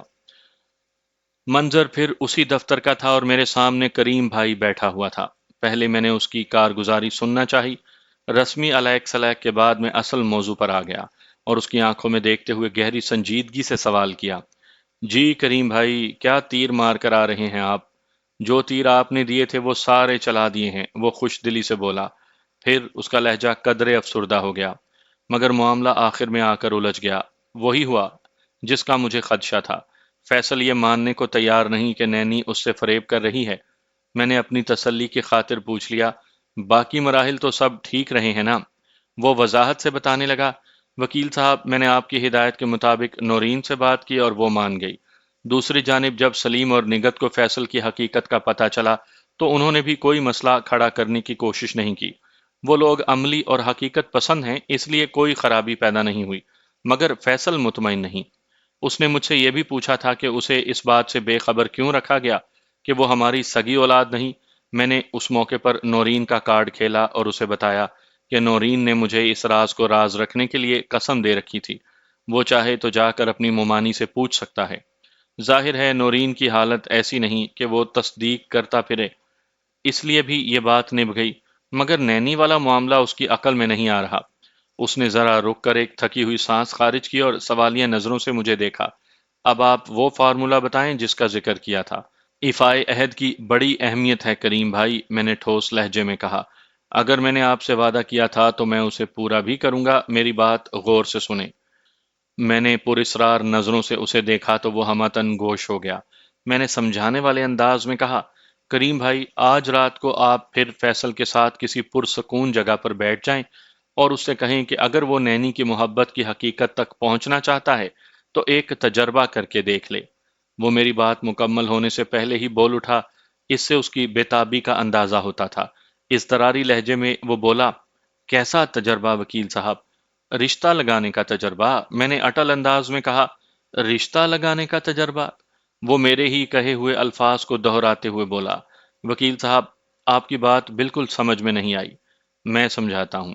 میں نے بڑی رسان سے کہا، آپ فیصل سے کہیں کہ اگر اسے نینی کی محبت کا اتنا ہی یقین ہے تو وہ آپ کی موجودگی میں اسے فون کرے اور اس کو بتائے کہ وہ اپنے والد با الفاظ دیگر اپنے ماموں یعنی آپ کے ساتھ اس کے والدین سے ملنے آنا چاہتا ہے، لہٰذا وہ بتائے کہ اس نیک کام کے لیے کون سا دن مناسب رہے گا۔ میں نے تھوڑا توقف کر کے کریم بھائی کی کیفیت کا جائزہ لیا اور بات کو آگے بڑھایا۔ اگر فیصل واقعی اس کام کے لیے تیار ہو جاتا ہے اور وہ آپ کی موجودگی میں نینی کے گھر فون کر کے اس سے ایسا کوئی استفسار کرتا ہے تو وہ یقیناً اس کی آمد کا مقصد سمجھ جائے گی۔ فرض محال اگر وہ بالکل ہی بدھو ہے اور فیصل کی بات کو نہیں سمجھ پاتی تو ایسی صورت میں وہ اس سے ضرور پوچھے گی کہ وہ اپنے ماموں یا والد کے ہمراہ اس کے والدین سے ملنے کیوں آ رہا ہے۔ ایسی صورت میں فیصل واضح الفاظ میں اسے بتا دے گا کہ وہ اس کے رشتے کی بات کرنے آ رہے ہیں۔ یہ تو بڑی گڑبڑ ہو جائے گی جناب، وہ ایک مرتبہ پھر میری بات کاٹتے ہوئے متوحش لہجے میں بولا۔ کیسی گڑبڑ؟ میں نے سوالیہ انداز سے اسے دیکھا۔ وہ فکر مندی سے بولا، اگر نینی نے اس بات کے لیے حامی بھرتے ہوئے فیصل کو کوئی دن بتا دیا تو فیصل کا یقین اور بھی پختہ ہو جائے گا، اور پھر مجھے فیصل کی شادی نینی سے کرنا ہوگی اور بنا بنایا کھیل تباہ ہو کر رہ جائے گا۔ ایسا کچھ نہیں ہوگا کریم بھائی، میں نے تسلی آمیز لہجے میں کہا۔ میں نے سانپ کو آپ پر چھوڑنے سے پہلے اس کا سارا زہر نکال لیا ہے، اب اس کی حیثیت ایک حقیر کیچوے سے زیادہ کچھ نہیں۔ نینی کی کوئی چال کامیاب ہو سکے گی اور نہ ہی کوئی ڈھال مؤثر ثابت ہوگی۔ اللہ کا نام لے کر کود جائیں۔ گویا آپ کو یقین ہے، وہ بے یقینی سے میری طرف دیکھتے ہوئے بولا، کہ نینی اسے صاف منع کر دے گی؟ جی ہاں، پکا یقین ہے، میں نے چٹانی لہجے میں کہا۔ وہ متذبذب نظروں سے مجھے دیکھتے ہوئے بولا، مگر کیوں؟ اس لیے کہ وہ اپنے رشتے کے سلسلے میں کسی بھی پارٹی کو اپنے گھر بلانے کی حماقت نہیں کر سکتی۔ میں نے بڑے واضح الفاظ میں کریم بھائی کو حقیقت سے آشنا کرتے ہوئے کہا، کیونکہ وہ آلریڈی منگنی شدہ ہے۔ کیا؟ کریم بھائی کی آواز حیرت سے پھٹی جا رہی تھی۔ جی ہاں کریم بھائی، میں نے اس کی آنکھوں میں دیکھتے ہوئے وضاحت کر دی۔ وہ اپنے خالہ زاد شکیل سے منسوب ہے، جو گرو مندر کے علاقے میں واقع پارٹی ڈیکوریشن والوں کی ایک دکان پر کام کرتا ہے۔ میں شکیل سے کسی کام کے بہانے مل چکا ہوں، وہ مجھے نہیں جانتا اور نہ ہی میرے ارادوں سے واقف ہے، لیکن اگر سیدھی انگلی سے گھی نکلتا نظر نہ آیا تو مجھے مجبوری میں اپنی انگلی کو ٹیڑھا کرنا پڑے گا۔ اگر میری ہنرمندی سے شکیل کو نینی اور فیصل کے کرتوتوں کا پتہ چل گیا تو وہ نینی کے ساتھ تو جو سلوک کرے گا وہ کرے گا ہی، لیکن اس کے ساتھ ہی وہ فیصل کی دھنائی بھی کر دے گا۔ یہی وہ تیسرا فارمولہ ہے جسے میں نے بدماشی کا نام دیا ہے۔ مگر میں کوئی فتنہ گری نہیں چاہتا، اگر یہ کام آسانی اور سہولت سے ہو جاتا ہے تو بہت اچھے، بصورت دیگر مرتا کیا نہ کرتا کہ مستاق کچھ نہ کچھ تو کرنا ہی پڑے گا نا کریم بھائی۔ آپ جو بھی کریں لیکن اس بات کا خاص طور پر خیال رکھیں کہ فیصل کا بال بھی بیکا نہ ہو، وہ شفقت پدری سے مغلوب آواز میں بولا۔ اس کا دماغ خراب ہی صحیح، لیکن وکیل صاحب، اس لڑکے میں میری یعنی ہماری جان ہے۔ میں آپ کے جذبات اور فیصل سے محبت کو اچھی طرح سمجھ سکتا ہوں کریم بھائی، میں نے ہمدردی بھرے لہجے میں کہا۔ آپ فکر نہ کریں، انشاءاللہ اس اقدام کی نوبت ہی نہیں آئے گی۔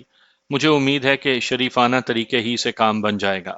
اللہ آپ کی زبان مبارک کرے وکیل صاحب، وہ دعائیہ انداز میں چھت کی طرف دیکھتے ہوئے بولا۔ ہم نے بڑی محبت، ناز و نام اور دلداری سے فیصل کو پال پوس کر اتنا بڑا کیا ہے۔ اس کی آواز بھر آ گئی۔ یہ سچ ہے کہ وہ ہماری حقیقی اولاد نہیں، لیکن ہم نے اسے سگی اولاد سے بھی زیادہ لاڈ پیار دیا ہے۔ ہم اسے کوئی تکلیف پہنچتے نہیں دیکھ سکتے۔ مجھے نورین کی بیماری نے توڑ کر رکھ دیا ہے، لیکن نینی والے معاملے نے جتنی ذہنی اذیت پہنچائی ہے وہ بیان سے باہر ہے وکیل صاحب۔ آپ بیان نہ کریں تو بھی میں محسوس کر سکتا ہوں کریم بھائی، میں نے دوستانہ انداز میں کہا۔ نینی کا کانٹا نکالنے کے لیے میں نے آپ کو ترکیب بتا دی ہے۔ انشاءاللہ کل جب آپ مجھ سے ملنے آئیں گے تو آپ کا چہرہ خوشی اور اطمینان سے تمتما رہا ہوگا۔ انشاءاللہ ایسا ہی ہوگا وکیل صاحب، وہ دل کی گہرائیوں سے بولا۔ میں نے سنجیدہ لہجے میں پوچھا، کریم بھائی کیا فیصل کو معلوم ہے کہ آپ ان دنوں مجھ سے یعنی کسی وکیل سے ملنے آتے ہیں؟ جی نہیں، اس نے نفی میں گردن ہلائی۔ وہ اس بارے میں کچھ نہیں جانتا، اس کے علاوہ اور کوئی جانتا ہے؟ قطعاً نہیں، اس نے ایک مرتبہ پھر گردن کو نفی میں جھٹکا اور بتایا، یہ معاملہ صرف ہم دونوں کے بیچ ہے۔ میں نے نورین سے بھی آپ کی مشاورت کا ذکر نہیں کیا، البتہ عامر کو یہ پتا ہے کہ میں آپ کے پاس آتا ہوں۔ عامر تو غیر متعلق اور بے ضرر انسان ہے، میں نے مطمئن انداز میں کہا، وہ کوئی مسئلہ کھڑا نہیں کرے گا۔ اس بیچارے کو تو یہ بھی معلوم نہیں کہ میں نے اس کے توسط اور تعاون سے جو معلومات اکٹھی کی ہیں انہیں میں کس طور اور کس مقصد کے لیے استعمال کروں گا۔ تو پھر میں چلتا ہوں۔ کریم بھائی نے اجازت طلب نظروں سے مجھے دیکھا۔ میں نے کہا ٹھیک ہے آپ جائیں، اور آج رات آپ فیصل سے فائنل میٹنگ کریں گے؟ جی بالکل، اس نے اس بات میں سر ہلایا اور کہا میں کل آپ کو اس میٹنگ کے نتائج سے آگاہ کروں گا۔ کریم بھائی، میں نے بے حد سنجیدگی سے اسے مخاطب کیا، مجھے 99% امید ہے کہ رات والی ٹریٹمنٹ کے بعد فیصل کا دماغ ٹھکانے آ جائے گا اور نینی کی طرف سے اس کا دل کھٹا بلکہ میلا ہو جائے گا۔ باقی بچا 1%، اس 1% کا میں استعمال کروں گا، اور یہ استعمال کل سے شروع ہوگا آپ کی پیش کردہ رپورٹ کے بعد، اور مجھے یقین ہے کہ آئندہ 24 گھنٹے میں دودھ کا دودھ اور پانی کا پانی الگ ہو جائے گا۔ میری ہمیشہ سے یہ عادت رہی ہے کہ عدالت کا رخ کرنے سے پہلے میں تھوڑا وقت اپنے دفتر میں گزارتا ہوں۔ گھر سے تیار ہو کر میں سیدھا اپنے دفتر پہنچتا ہوں اور ضروری فائلوں سے ملاقات کے بعد میں عدالت کی طرف جاتا ہوں۔ آئندہ روز جب میں دفتر سے نکل کر عدالت کی طرف بڑھ رہا تھا تو میں نے سامنے سے کریم بھائی کو آتے ہوئے دیکھا۔ بے اختیار میں یہ سوچنے پر مجبور ہو گیا کہ اللہ خیر کرے، کریم بھائی صبح ہی صبح۔ نزدیک آنے پر اس نے مجھے سلام کیا اور جوش بھرے لہجے میں بولا وکیل صاحب، کمال ہو گیا، آپ کی پیش گوئی بالکل درست ثابت ہوئی۔ نینی نے فیصل کو بہت مایوس کیا ہے۔ ان کے درمیان 10-15 منٹ تک ٹیلی فونک تکرار ہوئی، پھر فیصل نے جھنجھلا کر ریسیور کریڈل پر پٹخ دیا اور بڑبڑاتے ہوئے بولا پتہ نہیں نینی کو کیا ہو گیا ہے، میری بات اس کی سمجھ میں ہی نہیں آ رہی۔ اس نے ریسیور رکھنے کے بعد آپ سے کیا کہا؟ کریم بھائی کے خاموش ہونے پر میں نے پوچھا۔ وہ خاصا الجھا ہوا اور مایوس دکھائی دیتا تھا۔ کریم بھائی نے جواب دیا مجھ سے زیادہ بات تو نہیں کی، صرف اتنا کہا کہ وہ کل صبح دفتر پہنچ کر نینی سے تفصیلی بات کرے گا۔ نینی نے بھی اس سے یہی کہا ہے کہ کل آفس میں اس موضوع پر بات کریں گے۔ کریم بھائی، آپ یہ جنگ جیت چکے ہیں، میں نے اس کا شانہ تھپ تھپاتے ہوئے کہا۔ آئے میرے ساتھ۔ میں نے آہستگی عدالت کی جانب قدم بڑھا دیے۔ وہ میرے ساتھ چلتے ہوئے حیرت بھرے لہجے میں بولا مجھے یقین نہیں آ رہا وکیل صاحب کہ میں اتنی آسانی سے بازی جیت چکا ہوں۔ بعض کامیابیاں ایسی ہوتی ہیں کہ آنکھیں دیکھ کر اور کان سن کر بھی یقین نہیں کرتے۔ کریم بھائی، میں نے ٹھوس لہجے میں کہا، فیصل کی واپسی بھی ایسا ہی معاملہ ہے۔ وہ تشویش بھرے لہجے میں بولا وکیل صاحب، آج آفس میں نینی کوئی نیا داؤ تو نہیں مار دے گی؟ اس مکار لومڑی سے کچھ بعید نہیں، یہ نہ ہو کہ ہماری ساری محنت پر پانی پھر جائے۔ ایسا کچھ نہیں ہوگا کریم بھائی، میں نے تسلی بھرے لہجے میں کہا۔ آپ کو جس لومڑی کے شر کا ڈر ہے وہ تو دم دبا کر جنگل کی طرف نکل گئی ہوگی۔ مجھے نہیں امید کہ وہ آج آفس بھی آئے۔ یہ تو اور بھی اچھی بات ہے، وہ اطمینان بھری سانس خارج کرتے ہوئے بولا۔ اس کی غیر حاضری سے فیصل کو یقین ہو جائے گا کہ وہ اس کے ساتھ سنجیدہ نہیں تھی۔ پیار محبت کا ڈھونگ ایک ٹھٹھے سے زیادہ کچھ نہیں تھا۔ ہاں، آپ نے بالکل درست اندازہ کیا کریم بھائی، میں نے عدالت کے گیٹ سے اندر قدم رکھتے ہوئے کہا۔ اور اگر نینی دفتر سے غائب نہیں ہوتی اور کسی چال بازی سے فیصل کو مطمئن کرنے کی کوشش کرتی ہے تو لنچ تک اس کی یہ کوشش بھی ناکام ہو جائے گی۔ اچھا؟ کریم بھائی نے چونک کر میری طرف دیکھا اور کہا لگتا ہے آپ نے اپنی طور پر بھی کوئی بندوبست کیا ہوا ہے۔ بڑا تگڑا اور مضبوط بندوبست، میں نے فخریہ لہجے میں کہا۔ نینی آج آفس آئے یا نہ آئے، ہر دو صورت میں لنچ تک فیصل کے دل میں اس کے لیے نفرت نہ سہی لیکن بیزاری اور ناپسندیدگی ضرور پیدا ہو جائے گی۔ آپ نے ایسا کیا کر دیا ہے وکیل صاحب؟ وہ متذبذب نظروں سے مجھے دیکھنے لگا۔ میں نے گمبھیر انداز میں کہا میں نے فیصل کے آفس ایڈریس پر ایک ایٹم بم روانہ کیا ہے جو لنچ سے پہلے اس کے ہاتھوں میں ہوگا، اور پن کھینچتے ہی یعنی سیل کھولتے ہی اتنے زوردار دھماکہ ہوگا کہ اس کے دماغ کی چولیں اپنی اپنی جگہ پر بیٹھ جائیں گی۔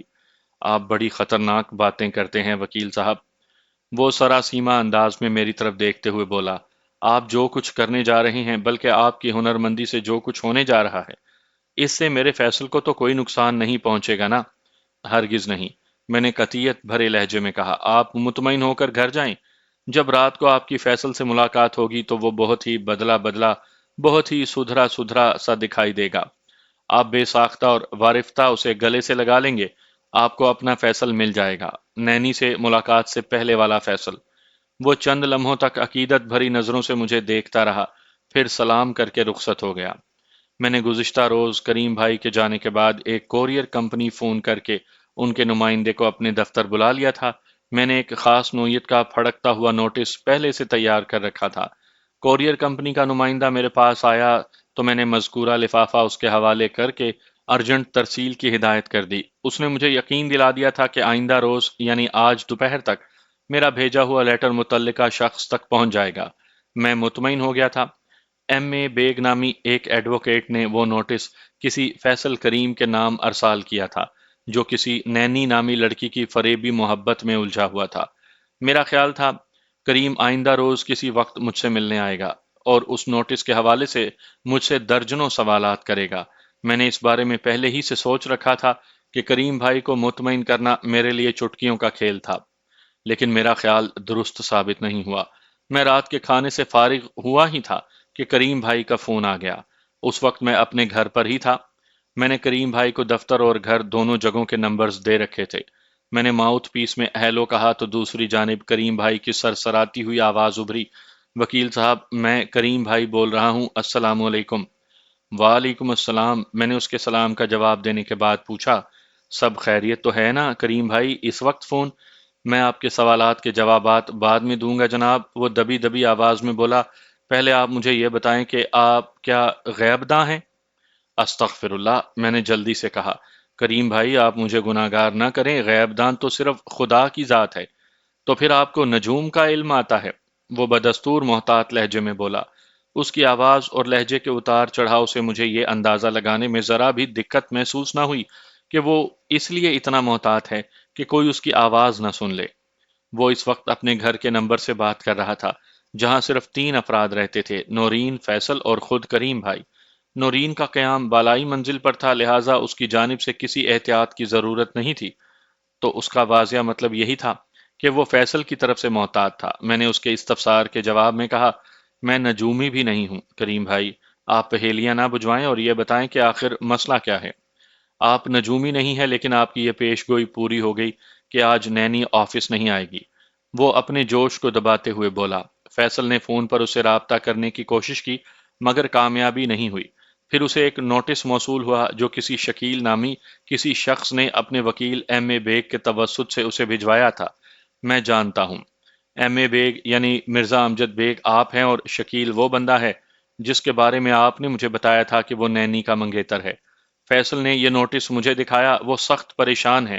تھوڑا بہت پریشان تو میں بھی ہوں، لیکن بہرحال میں نے فیصل کو تسلی دی ہے اور اس سے کہا ہے کہ ایک تجربہ کار وکیل سے میری دوستی ہے، ہم جا کر اس سے مشورہ کرتے ہیں۔ فیصل گاڑی نکالنے کے لیے گیا ہے، ہم ابھی اور اسی وقت آپ کے گھر آ رہے ہیں۔ باقی معاملات آپ کو سنبھالنا ہوں گے۔ میں عموماً گھر پر کلائنٹ سے ملاقات نہیں کرتا، میں نے صاف گوئی کا مظاہرہ کرتے ہوئے کہا، لیکن کریم بھائی آپ کا کیس چونکہ منفرد نوعیت کا ہے، اس لیے آپ بے دھڑک مجھ سے ملنے آ سکتے ہیں۔ لگتا ہے کہ اس کیس کے تابوت میں آخری کیل ٹھونکنے کا وقت آ گیا ہے۔ میں پرسوچ انداز میں متوقف ہوا، پھر اضافہ کیا، آپ کو میرا گھر ڈھونڈنے میں کوئی پریشانی تو نہیں ہوگی؟ بالکل نہیں وکیل صاحب، وہ پر اعتماد لہجے میں بولا۔ ٹھیک ہے تو میں آپ کا انتظار کر رہا ہوں۔ ایک بات ذہن میں رکھیے گا، وہ محتاط لہجے میں بولا۔ کون سی بات؟ میں نے پوچھا۔ نوٹس بیگ صاحب کی طرف سے بھیجا گیا ہے، وہ وضاحت کرتے ہوئے بولا۔ میں اسی لیے فیصل کو لے کر آپ کے دفتر نہیں آیا کہ ہمارا راز نہ کھل جائے۔ آپ کو یہ ظاہر نہیں ہونے دینا کہ آپ ہی ایم اے بیگ ہیں۔ بے فکر ہو جائیں کریم بھائی، میں نے تسلی بھرے لہجے میں کہا۔ آپ فیصل کے سامنے مجھے وکیل صاحب، امجد صاحب اور مرزا صاحب وغیرہ کہہ کر مخاطب کیجیے گا، اس طرح بات نبھ جائے گی۔ اور آپ کی رہائش گاہ کے باہر جو نیم پلیٹ آویزاں ہے، اس نے ایک ٹیکنیکل نقطہ اٹھایا، اس پلیٹ پر کہیں ایم اے بیگ تو نہیں لکھا؟ نہیں، میں نے دو ٹوک انداز میں جواب دیا، میرے گھر والی نیم پلیٹ پر مرزا ہاؤس لکھا ہے۔ اس نے ایک سکون بھری سانس خارج کی اور ریسیور رکھ دیا۔ اب وہ دونوں میرے سامنے بیٹھے تھے۔ کریم بھائی بے حد پریشان نظر آنے کی کوشش کر رہا تھا، جبکہ فیصل کے چہرے سے ندامت نما خجالت جھلکتی تھی۔ کریم نے نہایت ہی مختصر الفاظ میں مجھے صورتحال سے آگاہ کیا، جس میں فیصل کو معصوم اور سیدھا سادہ لڑکا ثابت کرتے ہوئے نینی کو چال باز لڑکی کے روپ میں پیش کیا گیا تھا۔ آخر میں وہ نوٹس والا لفافہ میری جانب بڑھاتے ہوئے بولا، مرزا صاحب میں نے ساری سچائی آپ کو بتا دی ہے۔ اس معاملے میں میرے بیٹے فیصل کا کوئی قصور نہیں۔ قصور اگر ہے تو اس آوارہ لڑکی نینی کا ہے، جو منگنی شدہ ہونے کے باوجود بھی میرے بیٹے سے پیار کی پینگیں بڑھا رہی تھی۔ ویسے میں سمجھتا ہوں کہ نینی کے منگیتر نے بالکل صحیح قدم اٹھایا ہے۔ ایک غیرت مند مرد یہی کر سکتا ہے۔ اس قسم کے معاملات زیادہ عرصے تک چھپے نہیں رہتے۔ یقیناً شکیل کو بھی کہیں نہ کہیں سے ان کے تعلقات کی بھنک مل گئی ہوگی۔ پھر ہو سکتا ہے کہ اس نے خود بھی نینی کی نگرانی کی ہو۔ آپ اس نوٹس کو پڑھیں گے تو صورتحال واضح ہو جائے گی۔ ان لمحوں میں کریم بھائی بڑی ستھری ایکٹنگ کر رہا تھا۔ میں نے دل ہی دل میں اسے داد دی اور نوٹس کو پڑھنے کی اداکاری کرنے لگا جو خود میرا ہی بھیجا ہوا تھا۔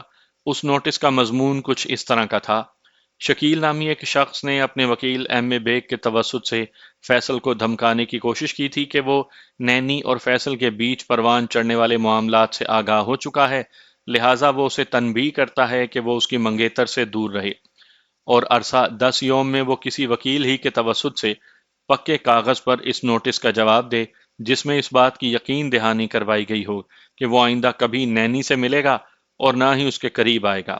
نینی کو کنٹرول کرنے کا شکیل نے خود ذمہ لے لیا تھا۔ نوٹس کے آخری سطور میں بڑے واشگاف الفاظ میں کہا گیا تھا کہ اگر فیصل ان غیر اخلاقی اور غیر قانونی حرکتوں سے باز نہ آیا تو شکیل اپنے والدین کو لے کر نینی کے گھر پہنچے گا اور نینی کے والدین کے ہمراہ یہ قافلہ فیصل کے گھر آئے گا اور وہاں اتنا ہنگامہ ہوگا کہ محلے والوں کو پتہ چل جائے گا کہ فیصل کس کماش کا لڑکا ہے، وغیرہ وغیرہ۔ میں نے اس نوٹس کو میز پر ڈال دیا اور کریم بھائی کی طرف دیکھتے ہوئے بولا، سچویشن خاصی گمبھیر بلکہ سنگین ہے۔ ایک بات پوچھوں؟ اس کا بالکل درست جواب دیجیے گا۔ امجد صاحب، آپ جو پوچھنا چاہتے ہیں پوچھیں، کریم بھائی بے تابی سے بولے۔ میں بھلا آپ سے کیوں غلط بیانی کروں گا؟ میں نے سن رکھا ہے اگر نتائج کی چاہت ہو تو دائی سے پیٹ، ڈاکٹر سے مرض اور وکیل سے حقائق نہیں چھپانے چاہیے۔ آپ نے بالکل ٹھیک سن رکھا ہے کریم بھائی، میں نے تائیدی انداز میں کہا۔ پھر پوچھا کہ اس نوٹس میں نینی اور فیصل کے جن روابط کی بات کی گئی ہے اس میں کس حد تک حقیقت ہے؟ فیصل سے یہ نادانی ہوئی ہے مرزا صاحب، شکیل کا دعویٰ غلط نہیں، کریم بھائی نے بھررائی ہوئی آواز میں کہا، اور یہ اپنی غلطی پر نادم بھی ہے۔ آپ نے تو مجھے بتایا تھا کہ فیصل کی ایک معزز خاندان میں منگنی کر دی گئی ہے۔ میں نے طنزیہ نظروں سے فیصل کو دیکھتے ہوئے کہا، اس کے باوجود بھی؟ امجد انکل، میں آپ کو بتاتا ہوں۔ میں نے سوالیہ انداز میں جملہ ادھورا چھوڑا تو فیصل مجھ سے مخاطب ہوا۔ ڈیڈی نے مجھے نینی اور اس کے گرو عبد الصمد کے بارے میں سب کچھ تفصیلاً بتا دیا ہے۔ مجھے یقین ہو گیا ہے کہ نینی میرے ساتھ کھلواڑ کر رہی تھی۔ اسے مجھ سے کبھی محبت تھی ہی نہیں۔ وہ ڈیڈی کو نقصان پہنچانے کے لیے محض عبد الصمد کے اشاروں پر ناچ رہی تھی اور میں اس کے جال میں آ گیا۔ وہ سانس لینے کو متوقف ہوا، پھر جذباتی لہجے میں بولا، مجھے بڑی شدت سے اپنی غلطی کا احساس ہوا ہے اور میں اپنے کیے پر نادم ہوں۔ میں نے ڈیڈی سے وعدہ کیا ہے کہ ہمیشہ کے لیے نینی کو اپنے دل و دماغ سے کھرچ کر پھینک دوں گا، بلکہ میں تو اب اس سے شدید نفرت کرنے لگا ہوں۔ مجھے فیصل پر اور اس کے وعدے پر کامل بھروسہ ہے مرزا صاحب، کریم بھائی نے مخصوص قسم کی اداکاری جاری رکھتے ہوئے کہا۔ مجھے امید ہے کہ یہ کبھی شکایت کا موقع نہیں دے گا۔ کیوں بھائی فیصل؟ میں نے فیصل کی آنکھوں میں دیکھتے ہوئے پوچھا، اپنے ڈیڈی کو آئندہ ایسی کسی مصیبت میں تو نہیں ڈالو گے؟ سوال ہی پیدا نہیں ہوتا جناب، وہ تیقن سے بولا۔ یہ پہلا اور آخری موقع تھا۔ شاباش، میں نے سراہنے والے انداز میں کہا۔ یہ میں اس لیے بھی پوچھ رہا ہوں کہ اس نوٹس کا جواب میرے توسط سے جائے گا اور ایک طرح سے میں تمہارا ضمانتی بھی ہوں گا۔ تم مجھے معافی نامے کا گواہ بھی سمجھ سکتے ہو۔ دراصل میں ایم اے بیگ صاحب کو اچھی طرح جانتا ہوں۔ یہ عموماً کرمنل کیس لیتے ہیں۔ دیکھنے میں یہی آیا ہے کہ جرائم پیشہ افراد ان کی طرف رجوع کرنا زیادہ پسند کرتے ہیں۔ مجھے تو نینی کا منگیتر شکیل بھی خاصا ٹیڑھا بندہ لگتا ہے۔ تم ان لوگوں سے دور ہی رہو تو اچھا ہے۔ آپ بالکل مطمئن ہو کر نوٹس کا جواب دیں مرزا صاحب، کریم بھائی نے مضبوط لہجے میں کہا۔ ہماری وجہ سے آپ کو کبھی شکایت نہیں ہوگی۔ میں نے ایم اے بیگ اور شکیل کے حوالے سے جو بھی خطرناک باتیں کی تھیں وہ محض فیصل کو ڈرانے کے لیے تھیں تاکہ آئندہ کے لیے اس کے پایا استقامت میں کوئی لغزش نہ آنے پائے۔ وہ اس کھیل کا مرکزی کردار تھا۔ اگر وہ مضبوط ہو جاتا تو پھر کریم بھائی کے لیے کسی ڈر، خوف یا پریشانی کی کوئی بات نہیں تھی۔ میں یہ سب کچھ ایک نیک مقصد کے لیے کر رہا تھا، اسی لیے قدرت بھی میرا ساتھ دے رہی تھی۔ میں نے اپنی میز کی دراز میں سے ایک اسٹامپ پیپر اور چند سادہ کاغذات نکال کر مختلف مقامات پر فیصل کے دستخط لیے اور ٹھہرے ہوئے لہجے میں کہا، کریم بھائی، مجھے یہ اچھا نہیں لگا کہ اس معمولی سے کام کے لیے میں کل آپ لوگوں کو اپنے دفتر بلاتا۔ مختلف نوعیت کے قانونی کاغذات میرے گھر پر بھی رکھے رہتے ہیں۔ آپ کے دستخط ہو گئے، میں کل خود ہی نوٹس کا جواب ٹائپ کروا کر اپنی وکالت کے ساتھ ایم اے بیگ کو بھجوا دوں گا۔ آپ لوگ مطمئن ہو کر اپنے گھر جائیں۔ بہت بہت شکریہ مرزا صاحب، کریم بھائی نے کہا۔ فیصل احسان مندی کے جذبات کے ساتھ بولا، امجد انکل، آپ نے گھر بیٹھے بیٹھے ہمارا مسئلہ حل کر دیا ہے، اس کے لیے میں آپ کا بے حد مشکور ہوں۔ میں نے اس کا شانہ تھپ تھپاتے ہوئے کہا، نوجوان، اپنے والدین کا خاص خیال رکھو، خاص طور پر اپنی بیمار ماں کا۔ انہیں کوئی دکھ یا تکلیف نہ پہنچنے دو۔ اگر تم ایسا کرتے رہو گے تو میں سمجھوں گا کہ تم نے بڑے اچھے الفاظ اور بڑے احسن انداز میں میرا شکریہ ادا کیا۔ لگ بھگ رات 11 بجے وہ میرے گھر سے رخصت ہو گئے۔ آئندہ روز میں عدالتی بکھیڑوں سے فارغ ہو کر دفتر پہنچا تو کریم میرا منتظر تھا۔ میں نے فوراً اسے اپنے چیمبر میں بلا لیا اور رسمی الیک سلیک کے بعد میں نے اس سے پوچھا، کریم بھائی، لگتا ہے آج کل آپ نے پلازا کا رخ کرنا ہی چھوڑ دیا ہے، کاروبار پر آپ کی توجہ نہیں رہی۔ کل سے باقاعدہ دکانوں پر جاؤں گا، وہ زیر لب مسکراتے ہوئے بولا۔ کل رات ہی کو تو روزے پورے ہوئے ہیں، آج میری عید ہے۔ پچھلے 1 ماہ سے میں کسی کڑی آزمائش میں تھا، آپ کی رہنمائی اور مدد سے میں سرخرو ہوا ہوں۔ آپ کا کام ہو گیا، میرے لیے یہ خوشی کی بات ہے، میں نے معتدل انداز میں کہا، پھر پوچھا، فیصل کا کیا حال ہے؟ ایک دم تیر کی مانند سیدھا ہے، وہ پرمسرت لہجے میں بولا۔ اور نینی کی کوئی خیر خبر؟ وہ آج بھی دفتر نہیں گئی، کریم بھائی نے بتایا۔ لگتا ہے اب وہ اس مالیاتی ادارے کا رخ نہیں کرے گی۔ ہاں، اصولی طور پر تو ہونا یہی چاہیے، میں نے سوچ میں ڈوبے ہوئے لہجے میں کہا۔ آج میں نے اس کے عزائم کے تابوت میں بھی آخری کیل ٹھونک دی ہے۔ کریم بھائی نے چونک کر مجھے دیکھا اور پوچھا، کیا مطلب وکیل صاحب؟ میں نے آج صبح شکیل کے پارٹی ڈیکوریشن والے ایڈریس پر ایک خط پوسٹ کیا ہے، میں نے وضاحت کرتے ہوئے کہا۔ وہ خط ایک ایسے فرضی، نامعلوم، ہمدرد اور خیر خواہ شخص کی جانب سے ہے جو عبد الصمد کے ملازمین میں شامل ہے، لیکن خود کو ظاہر نہیں کر سکتا۔ البتہ وہ بندہ نینی اور عبد الصمد کے معاملات اور نینی اور فیصل کے تعلقات سے بخوبی آگاہ ہے۔ اس خط میں لکھا کیا گیا ہے؟ کریم بھائی نے اضطراری لہجے میں سوال کیا۔ آپ بھی ایک سے بڑھ کر ایک چال چل رہے ہیں، میں نے جواب دیا۔ اس خط میں شکیل سے دلی ہمدردی رکھنے والے شخص نے نینی اور فیصل کا حوالہ دیتے ہوئے شکیل کو بتایا ہے کہ وہ ہوشیار ہو جائے، ورنہ یہ نہ ہو کہ اس کے ہونے والے باغ کی کوئی غیر باغبان آبیاری کرتے ہوئے نئے سے نیا گل کھلاتا چلا جائے۔ اوہ، یہ تو آپ نے زبردست کام کیا ہے وکیل صاحب۔ کریم بھائی نے تعریفی نظر سے مجھے دیکھا اور کہا، اب شکیل اپنے ہونے والی بیوی کو خود ہی نکیل ڈال لے گا، میرا فیصل ہمیشہ کے لیے محفوظ ہو گیا۔ شکیل تو نینی کو نکیل ڈالے گا یا نہیں، لیکن میرا مشورہ یہ ہے کہ آپ اس نیک کام میں تاخیر نہ کریں، میں نے معنی خیز انداز میں کہا۔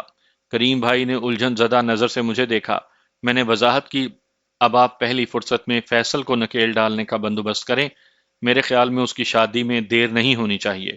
آپ کا مشورہ سر آنکھوں پر وکیل صاحب، وہ ممنونیت بھرے لہجے میں بولا۔ آپ تو میرے اور میری فیملی کے لیے رحمت کا فرشتہ ثابت ہوئے ہیں، اللہ آپ کو اس نیکی کا اجر دے گا، میں نے ٹھہرے ہوئے لہجے میں کہا۔ میں نے کبھی حاجی، نمازی اور پرہیزگار ہونے کا دعویٰ نہیں کیا، لیکن یہ ہے کہ میں حتی الامکان کوشش کرتا ہوں کہ دوسروں کے کام آ سکوں۔ اوہ، میں ایک بات تو بھول ہی گیا، کریم جلدی سے اپنی جیب میں ہاتھ ڈالتے ہوئے بولا، اللہ تو آپ کو اس نیک کام کا جو اجر دے گا وہ اس کا معاملہ ہے، لیکن مجھے بھی تو آپ کا کچھ قرض ادا کرنا ہے۔ قرض؟ میں نے سوالیہ نظروں سے کریم بھائی کی طرف دیکھا۔ وہ اپنی جیب سے بھورے رنگ کا ایک پھولا ہوا لفافہ برآمد کرتے ہوئے بولا، جی ہاں، قرض، یہ رکھ لیں جناب۔ اس نے مذکورہ لفافہ میری جانب بڑھایا۔ یہ کیا ہے؟ میں پوچھے بنا نہ رہ سکا۔ آپ کی فیس، کریم زیر لب مسکراتے ہوئے بولا۔ میں نے بغیر کسی ہچکچاہٹ کے وہ لفافہ تھام لیا۔ یہ بھی ایک غیر روایتی اقدام تھا۔ میرا یہ اصول رہا ہے کہ میں اپنی فیس ایڈوانس لیا کرتا ہوں، اور اس کیس میں یہ کام سب سے آخر میں ہوا تھا۔ ویسے اگر باریک بینی سے نگاہ ڈالی جائے تو اس کیس میں ابتدا سے انتہا تک سب کچھ معمول سے ہٹ کر اور جدا جدا ہوا تھا، صرف ایک فیس پر ہی موقوف نہیں تھا۔ کریم بھائی نے دوستانہ لہجے میں کہا، وکیل صاحب، میں نے کوشش کی ہے کہ آپ کے حق تلفی نہ ہو، لیکن اگر پھر بھی آپ یہ محسوس کریں کہ فیس کی رقم میں کوئی کمی ہے تو آپ ایک بے تکلف دوست کی طرح مجھے بتا سکتے ہیں، میں نے گہری سنجیدگی سے کہا۔